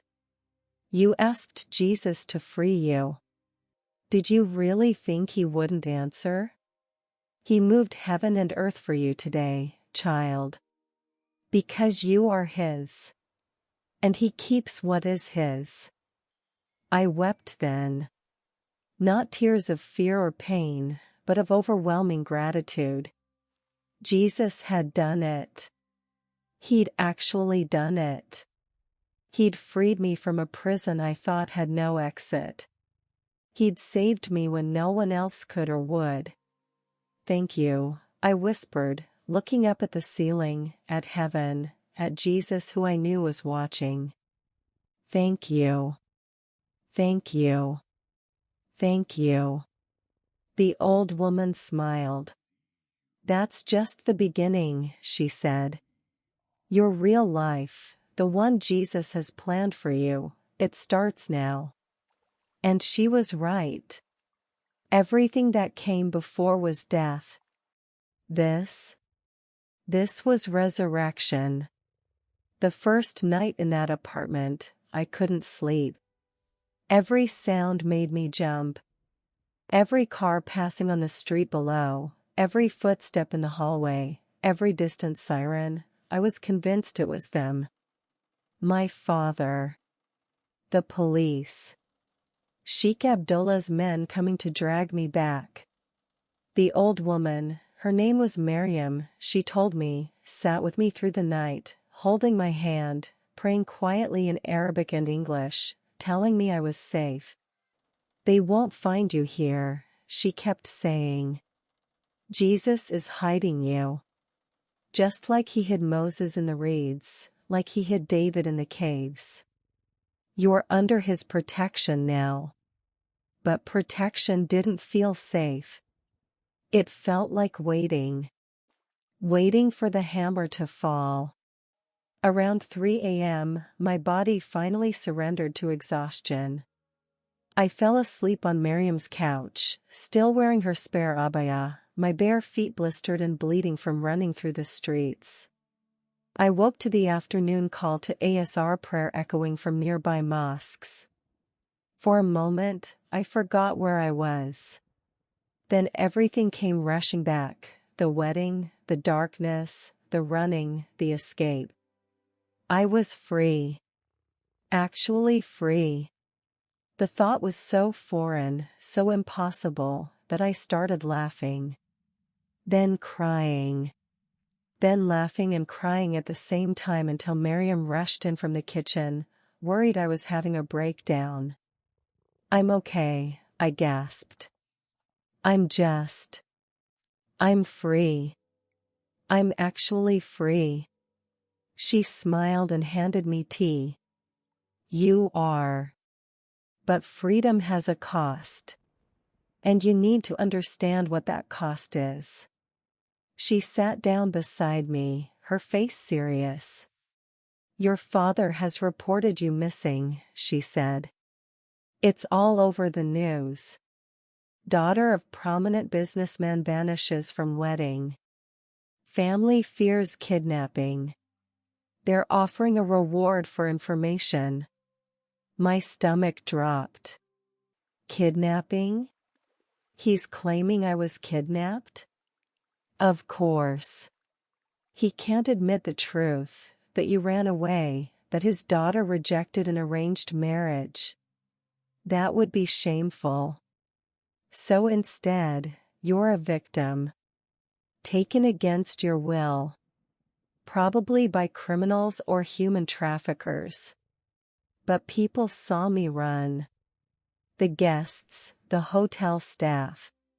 Do you really think any of them will contradict your father's story?" Miriam asked gently. "He's powerful. Connected. No one will risk his anger by telling the truth. They'll say what he wants them to say. That you looked confused. Disoriented.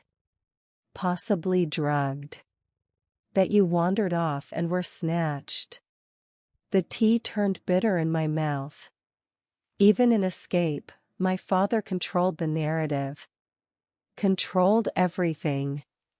What about Sheikh Abdullah? Furious, from what I hear. He's demanding your father find you immediately.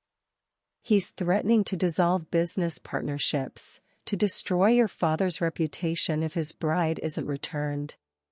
Good, I said darkly. Let them destroy each other. It gets worse, Miriam continued.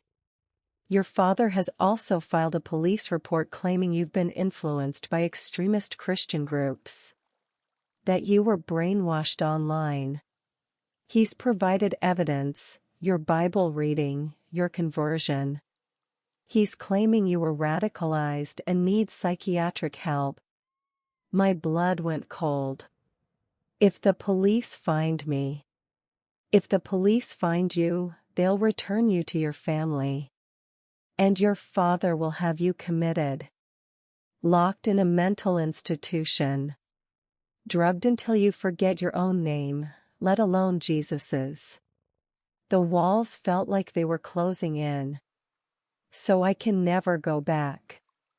Not to my family. Not to my old life. Everything is just gone. Yes, Miriam said simply.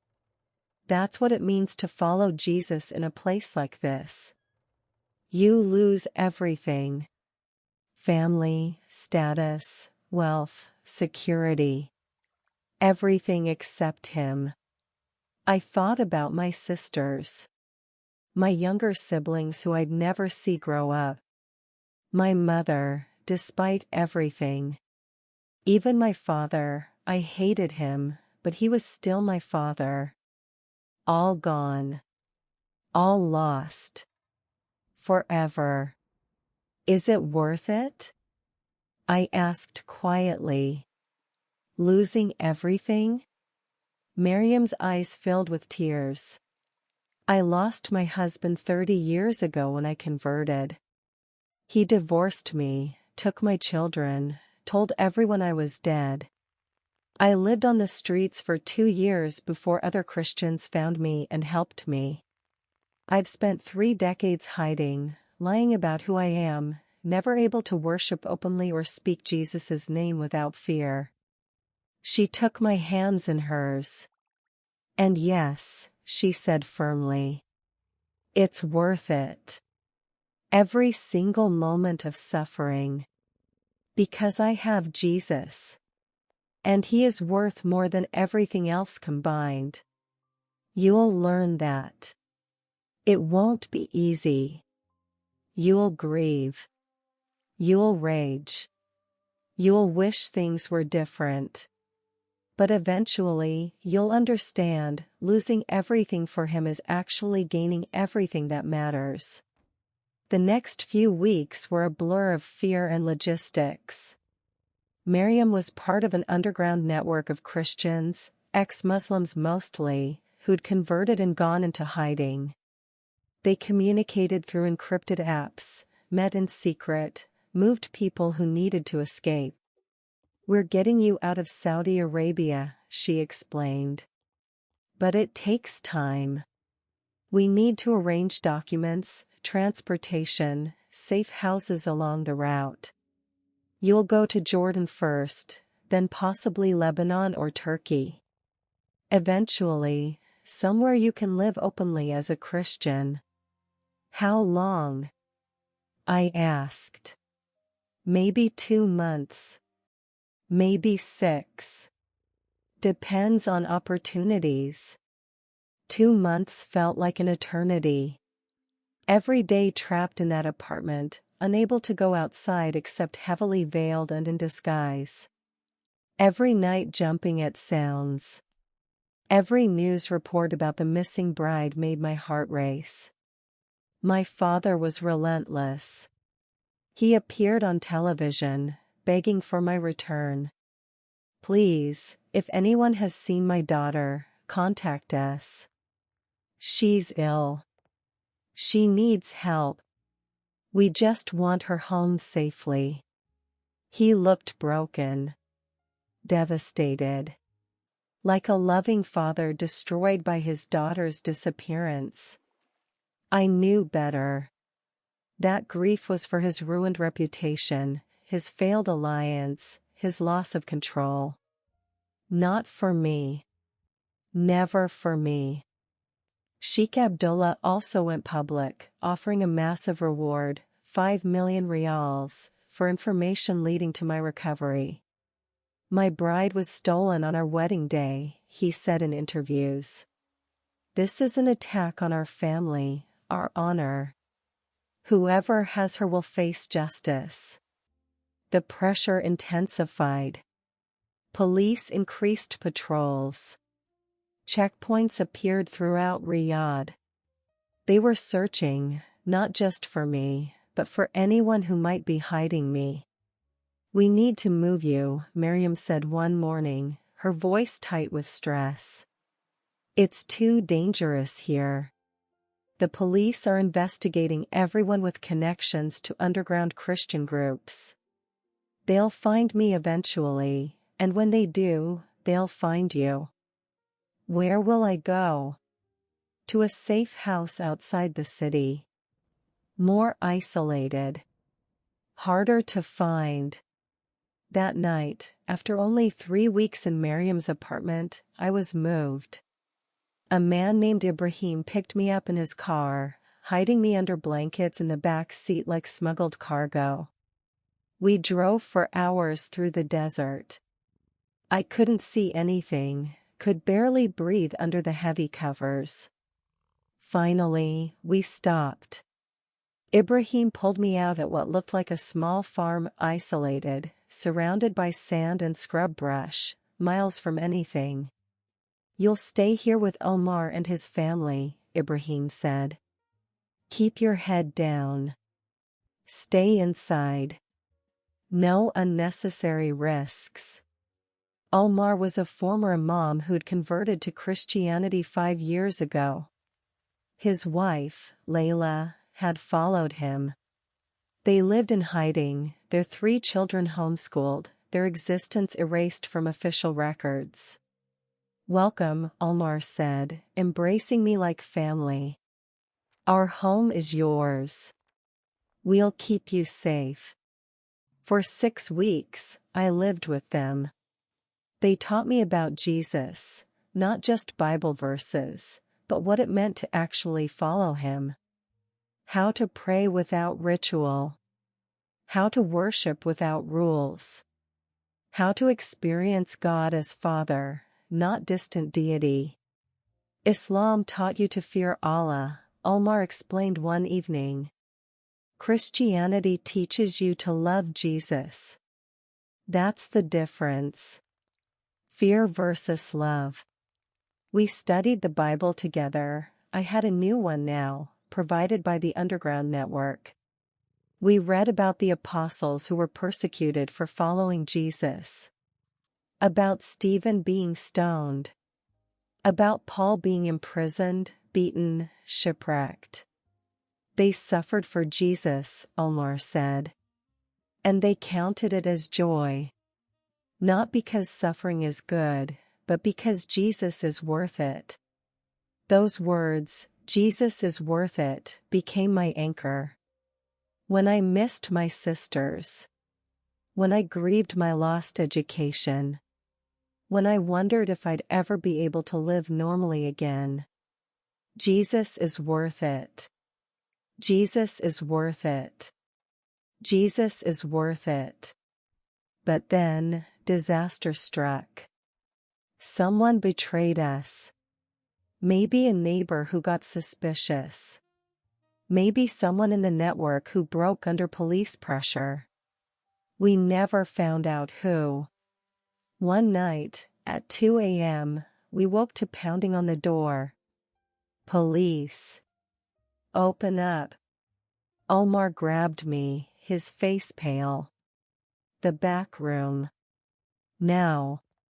There's a hidden space under the floor. Get in and don't make a sound. No matter what happens. He practically threw me into the room. Layla pulled up a rug, revealing a trapdoor. Underneath was a crawl space, barely 3 feet deep, completely dark. Get in, she hissed. I dropped into the hole. She threw the rug back over the trapdoor. I heard furniture scraping above me as they moved something heavy over the spot. Then voices. Shouting. The front door splintering. Where is she? A man's voice, full of authority. We know you're hiding the runaway bride. Where is she? I don't know what you're talking about, Omar said. I could hear the tremor in his voice. We're just a family. We. The sound of a fist hitting flesh. Omar crying out. His children screaming. Search the house, the officer commanded. Footsteps everywhere. Above me. Around me. Furniture being overturned. Drawers being emptied. The children crying for their father. I pressed my hands over my mouth, trying not to breathe too loudly, trying not to cry. Omar was being beaten because of me. His family was being terrorized because of me. Jesus, I prayed silently. Jesus, protect them. Please. Not them. Let them find me but spare them. The footsteps moved directly over my hiding spot. Someone was standing right on top of the trapdoor. This room is clear, a voice shouted. They moved on. Continued searching. 20 minutes of chaos. Then, finally, they left, taking Omar with them. You're coming in for questioning, the officer said. If we find out you lied, you'll spend the rest of your life in prison. If you're hiding that girl, you're charged with kidnapping, conspiracy, and apostasy. All capital offenses. The door slammed. Engines started. Cars drove away. Silence. I stayed in the crawl space, too terrified to move. What if they'd left someone behind? What if this was a trap? Finally, after what felt like hours, the furniture moved above me. The trapdoor opened. Layla's face appeared, streaked with tears. They took him, she sobbed. They took my husband. I climbed out, my whole body shaking. Layla's children huddled in the corner, terrified. Their home was destroyed, furniture overturned, belongings scattered, holes punched in walls during the search. I'm so sorry, I whispered. This is my fault. I should never have. No. Layla grabbed my shoulders. This is not your fault. This is persecution. This is the cost of following Jesus. Omar knew the risks. We both did. What will they do to him? Question him. Torture him, probably, to get information. Her voice broke. If he admits to hiding you, if he admits to being Christian, they'll execute him. I felt like I'd been punched in the stomach. Execute. Because of me. You have to leave, Layla said. Tonight. They'll come back. They'll search again. You can't be here. Where will I go? Ibrahim is already on his way. He'll take you to another safe house. And then we get you out of this country. Immediately. Before anyone else dies for you. Ibrahim arrived an hour later. We left in the middle of the night, Layla and her children hugging me goodbye, all of us crying. Omar chose this, Layla said fiercely. He chose Jesus. He chose to help you. Don't let his sacrifice be in vain. Get to freedom. Live the life he's paying for. And tell the world, tell everyone, what Jesus did for you. I never saw her again. Never found out what happened to Omar. The not knowing is its own kind of torture. Ibrahim drove me 6 hours north, to a city near the Jordan border. Another safe house. Another Christian family willing to risk everything. You leave in 3 days, Ibrahim told me.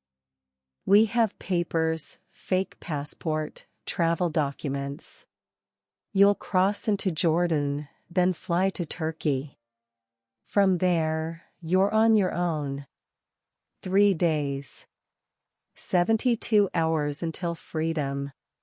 72 hours until I could finally stop running. I spent those 3 days praying for Omar. For Layla. For Miriam. For everyone who'd risked their lives to save mine. Jesus, I prayed, I don't understand why you saved me but not them. Why I get to escape while they suffer. It's not fair. It's not right.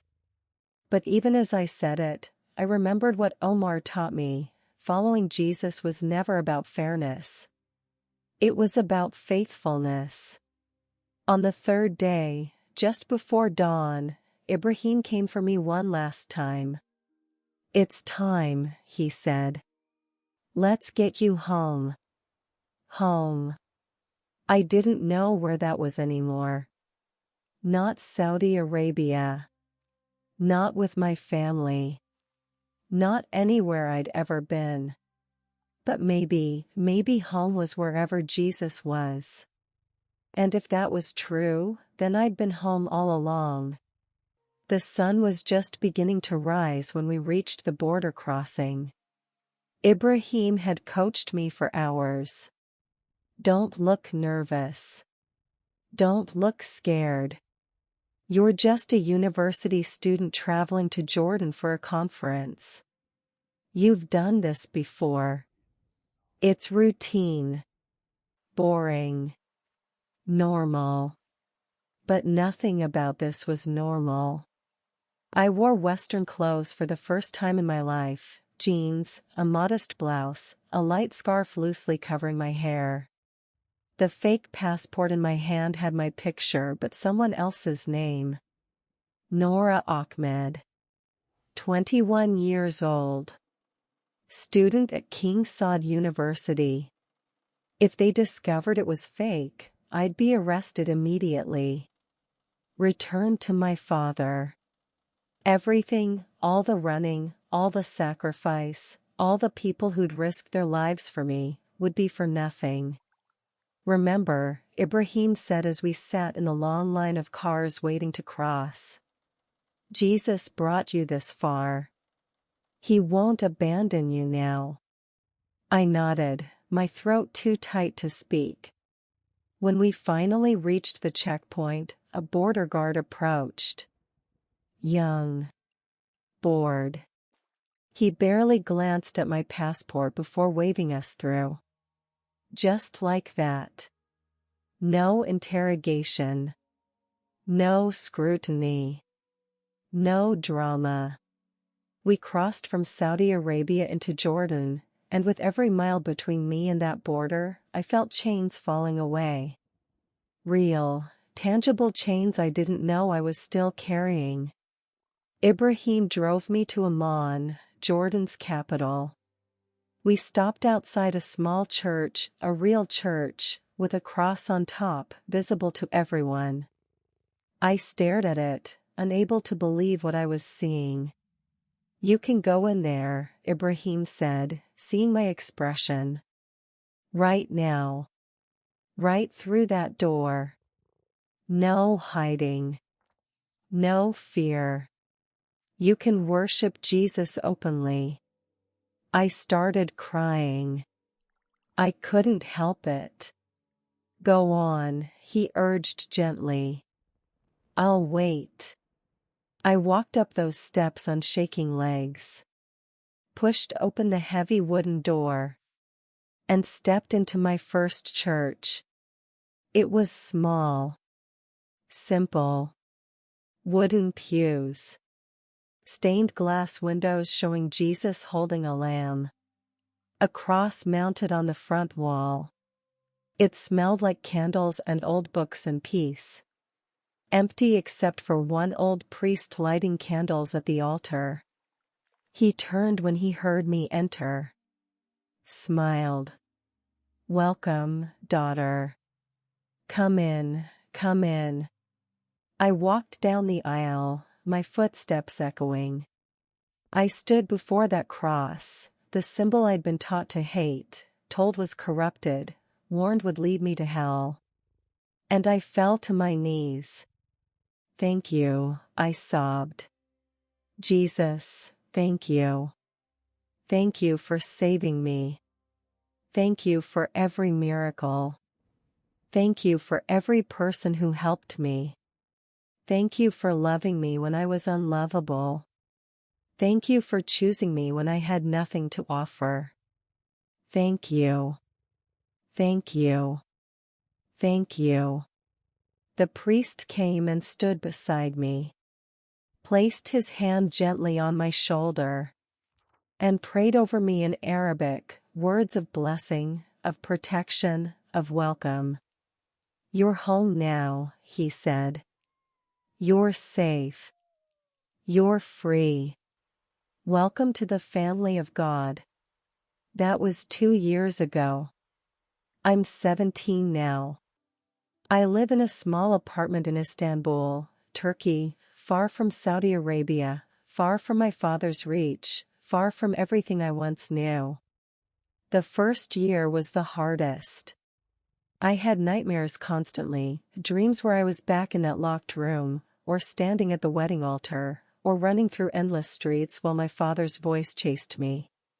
I'd wake up screaming, convinced they'd found me, convinced I was back in prison. But slowly, so slowly, I began to heal. The Christian community in Istanbul embraced me. They helped me get enrolled in online courses so I could continue my education. They taught me Turkish. They gave me a job at a Christian bookstore, me, who'd once been too rich to work, now shelving Bibles and Christian literature for minimum wage. And I've never been happier. I'm not saying it's easy. I'm not saying I don't grieve. Some days, I miss my sisters so much it physically hurts. Some days, I wonder what my life would have been like if I'd been born somewhere else, to different parents, in a different religion. But then I remember, Jesus didn't save me from my circumstances by changing them. He saved me by entering them. By meeting me in that locked room. By burning himself into my heart while my father burned the Bible. By holding my hand in the darkness and telling me to run. He could have prevented the arranged marriage from the beginning. Could have stopped my father before he ever signed that contract. Could have made my life easy. But instead, he let me suffer. Let me break.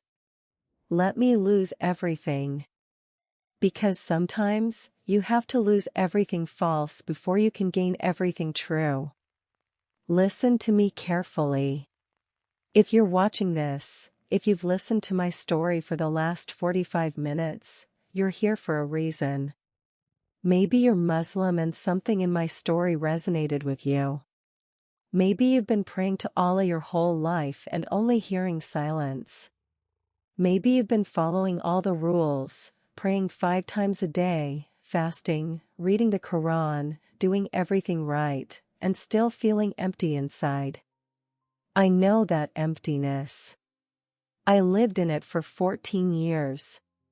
And I'm telling you, there is someone who can fill it. His name is Jesus. Not the Jesus you've been taught about in Islam. Not just a prophet. Not just a good teacher. The Jesus who is the Son of God.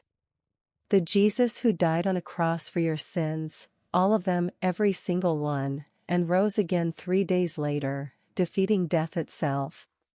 The Jesus who sees you, knows you, loves you.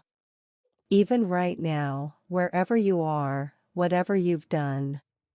Or maybe you're not Muslim. Maybe you're Christian but you've never truly surrendered to Jesus. You've been playing religion, going to church, saying prayers, following rules, but you don't actually know him. You've never experienced his presence, his power, his transforming love. I'm telling you, religion without relationship is death. Rules without love are chains. You can be Christian in name and still be lost. Or maybe you're an atheist. You think all of this is fairy tales. That I'm just a traumatized girl who created an imaginary friend to cope with abuse. And you know what? I can't prove Jesus to you. I can't make you believe. But I can tell you this, I met him. Not metaphorically. Not symbolically. Really, actually, supernaturally met him. I saw him. Heard him. Felt his presence. Experienced miracles that had no natural explanation. The lights going out at the exact moment I needed to escape. Miriam being told to go to that alley at the exact moment I collapsed there. Walking through crowds of people while my father shouted my name, and no one stopping me, like I was invisible. Crossing a border with fake documents without being questioned. One miracle? Maybe coincidence. 2. Possibly luck. But dozens? All perfectly timed? All exactly what I needed exactly when I needed it? That's not coincidence. That's divine intervention. That's Jesus. I know what some of you are thinking. Your story is extreme. My life isn't like that. I'm not facing forced marriage or persecution. So this doesn't apply to me. But here's the truth, everyone is in prison. Maybe not physical prison like I was, but spiritual prison, mental prison, emotional prison, prison of addiction, prison of shame, prison of past trauma, prison of toxic relationships, prison of your own choices that led you down a path you can't seem to escape, prison of religion that offers rules but no relationship, prison of atheism that offers freedom but no meaning, prison of success that offers everything except what actually satisfies. Everyone is trapped in something. Everyone is crying out for freedom, even if you've gotten so used to your chains that you don't recognize them anymore. And Jesus came to set prisoners free. That's not just a nice saying. It's what he does. It's who he is. He broke into my prison. He can break into yours.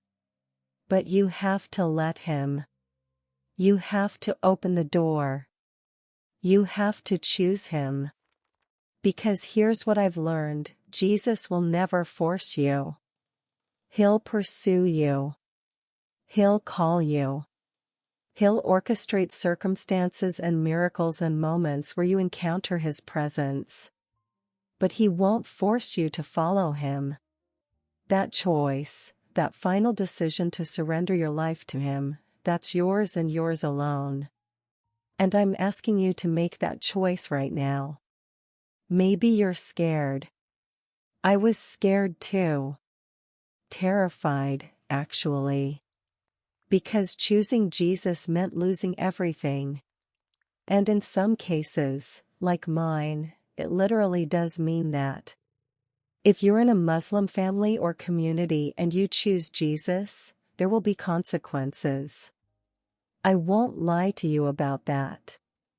You might lose your family, your friends, your safety, your life, possibly. And I can't tell you Jesus will protect you from all of that.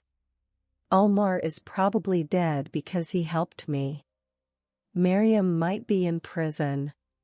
Others have paid with their lives for following Jesus in hostile places. But what they gained, what I gained, is worth infinitely more than what was lost. I lost my family, but I gained God as my father, a father who actually loves me, who doesn't see me as property, who values me as his daughter. I lost my wealth, but I gained treasure in heaven that can never be stolen or destroyed. I lost my security, but I gained peace that doesn't depend on circumstances. I lost my old life, but I gained eternal life that begins now and never ends. Jesus is worth it. Jesus is worth everything.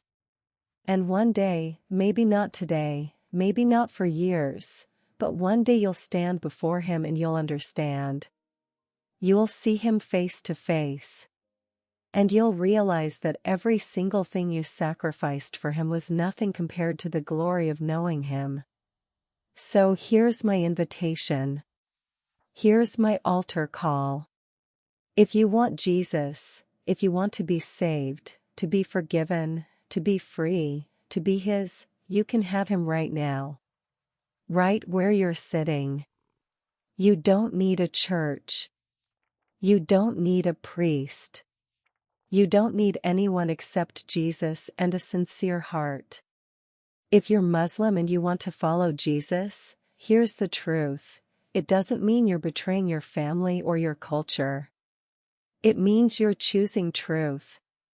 You're choosing the God who pursues you, not the God who demands from you. You're choosing love over law. Freedom over slavery. And yes, there will be consequences. I won't minimize that. But Jesus will be with you through every single one. Just like he was with me. If you're nominally Christian but have never truly surrendered your life to Jesus, now is your moment. Stop playing religious games. Stop going through motions.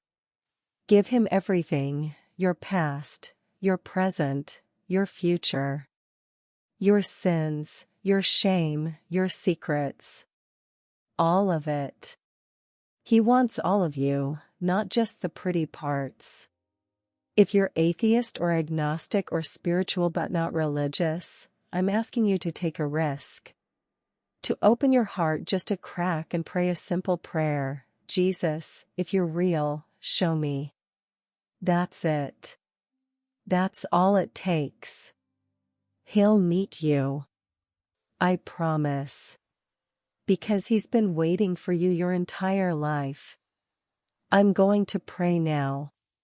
And if you want to give your life to Jesus, if you want to be saved, pray these words with me.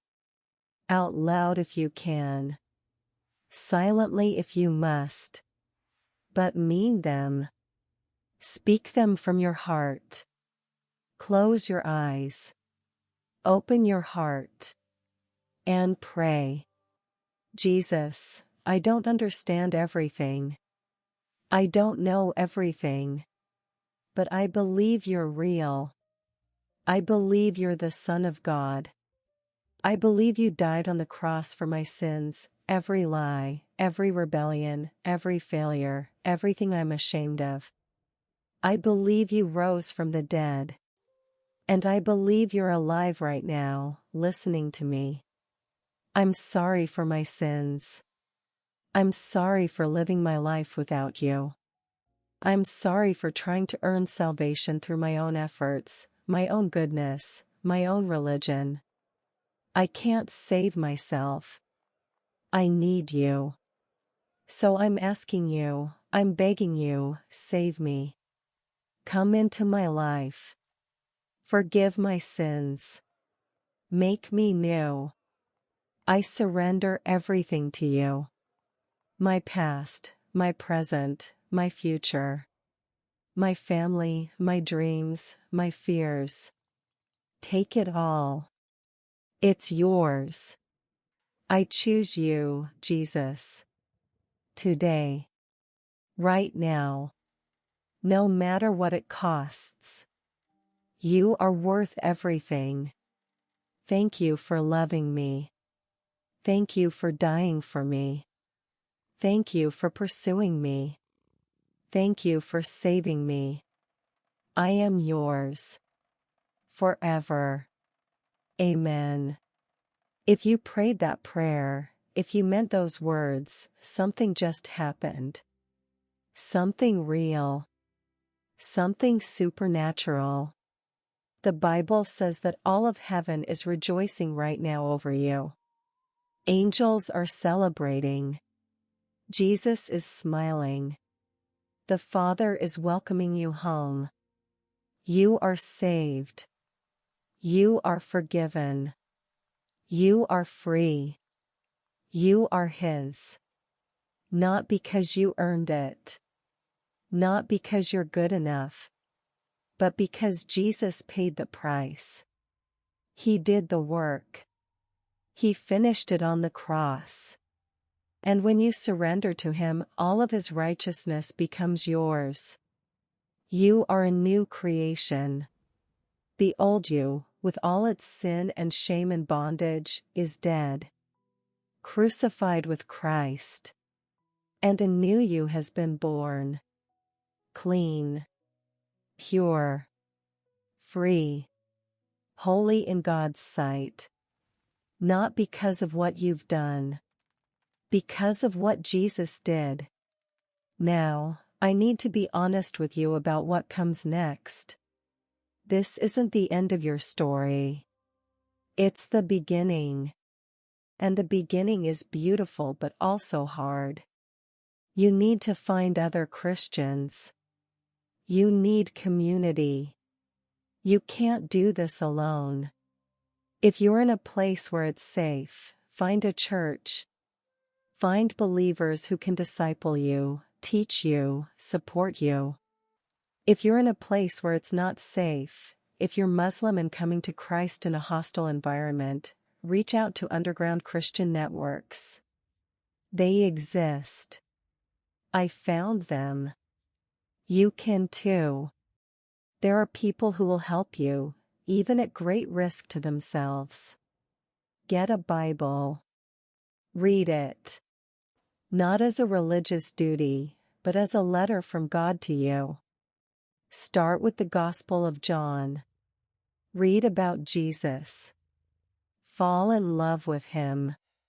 Let his words transform you. Pray. Every day. Not ritual prayers, but real conversations. Talk to Jesus like he's your best friend, because he is. Tell him everything, your fears, your doubts, your struggles, your joys. He wants to hear it all. And understand this, you will face opposition. From family, from friends, from culture, from your own mind. The enemy, Satan, will attack you. He'll whisper that you made a mistake. That you're betraying your family. That Jesus isn't worth it. That you should go back. Don't listen. Those are lies. Jesus is worth it. He's worth everything. And he will never leave you. Never abandon you. Never stop loving you. I'm living proof. 2 years ago, I was locked in a room, waiting to be sold to a predator. I was broken. Desperate. Dying. Today, I'm free. I'm healing. I'm alive. Not because I'm strong. I'm not. I'm weak. I'm broken. I have PTSD. I have nightmares. I cry at random moments when memories hit me. But Jesus is strong. And his strength is made perfect in my weakness. I don't have my family. I don't have wealth. I don't have security. I live in a tiny apartment, work a minimum wage job, sometimes struggle to pay rent. But I have Jesus. And that's more than enough. Because he is enough. He's always been enough. He'll always be enough. So this is my testimony. This is my story. This is what Jesus did for me. And he wants to do the same for you. He's waiting. Right now. For you to say yes. Don't wait. Don't put it off. Don't tell yourself you'll think about it. You'll decide later. You'll get your life together first. You don't need to get your life together. That's the whole point. Jesus takes you exactly as you are, broken, messy, sinful, lost, and he makes you new. Come to him. Today. Now. This moment. Because tomorrow isn't promised. I was hours away from a forced marriage. Hours away from losing everything. If Jesus hadn't intervened when he did, I wouldn't be here talking to you. Your situation might not be as dramatic as mine. But it's just as urgent. Because every day you spend without Jesus is a day you're missing the life you were created for. You were made for more than what this world offers. More than success, pleasure, comfort, approval. You were made for him. For relationship with the God who created you, who knows every hair on your head, who has plans for you that are better than anything you could imagine. Don't settle for less. Don't accept the prison you're in. Don't give up hope. Jesus came to set you free. Let him. I'm going to close with this. My name was once something else. A name tied to a family I can never return to, a life I can never reclaim. I've taken a new name now, one that reflects my new identity. I'm no longer defined by my Father's house. I'm defined by my Father's love. I'm no longer property. I'm a daughter. I'm no longer trapped. I'm free. I'm no longer Muslim. I'm a follower of Jesus Christ. And if you choose Him today, if you surrender your life to Him, you'll receive a new identity too. Not slave, but son. Not servant, but daughter. Not condemned, but forgiven. Not lost, but found. Not who you were, but who He says you are. Close your eyes. Open your heart. And pray. Jesus, I don't understand everything. I don't know everything. But I believe you're real. I believe you're the Son of God. I believe you died on the cross for my sins, every lie, every rebellion, every failure, everything I'm ashamed of. I believe you rose from the dead. And I believe you're alive right now, listening to me. I'm sorry for my sins. I'm sorry for living my life without you. I'm sorry for trying to earn salvation through my own efforts, my own goodness, my own religion. I can't save myself. I need you. So I'm asking you, I'm begging you, save me. Come into my life. Forgive my sins. Make me new. I surrender everything to you. My past, my present, my future. My family, my dreams, my fears. Take it all. It's yours. I choose you, Jesus. Today. Right now. No matter what it costs. You are worth everything. Thank you for loving me. Thank you for dying for me. Thank you for pursuing me. Thank you for saving me. I am yours. Forever. Amen.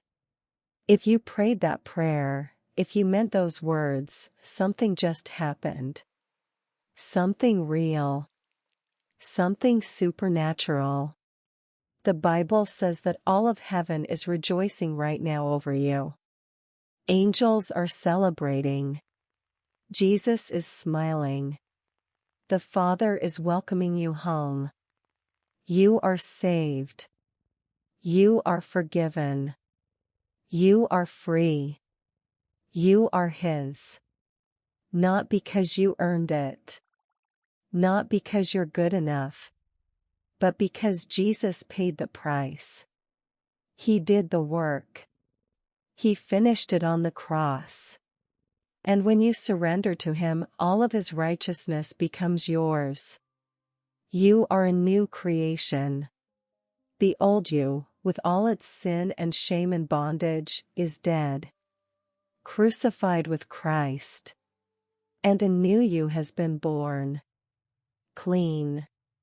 Pure. Free. Holy in God's sight. Not because of what you've done. Because of what Jesus did. Now, I need to be honest with you about what comes next. This isn't the end of your story. It's the beginning. And the beginning is beautiful but also hard. You need to find other Christians. You need community. You can't do this alone. If you're in a place where it's safe, find a church. Find believers who can disciple you, teach you, support you. If you're in a place where it's not safe, if you're Muslim and coming to Christ in a hostile environment, reach out to underground Christian networks. They exist.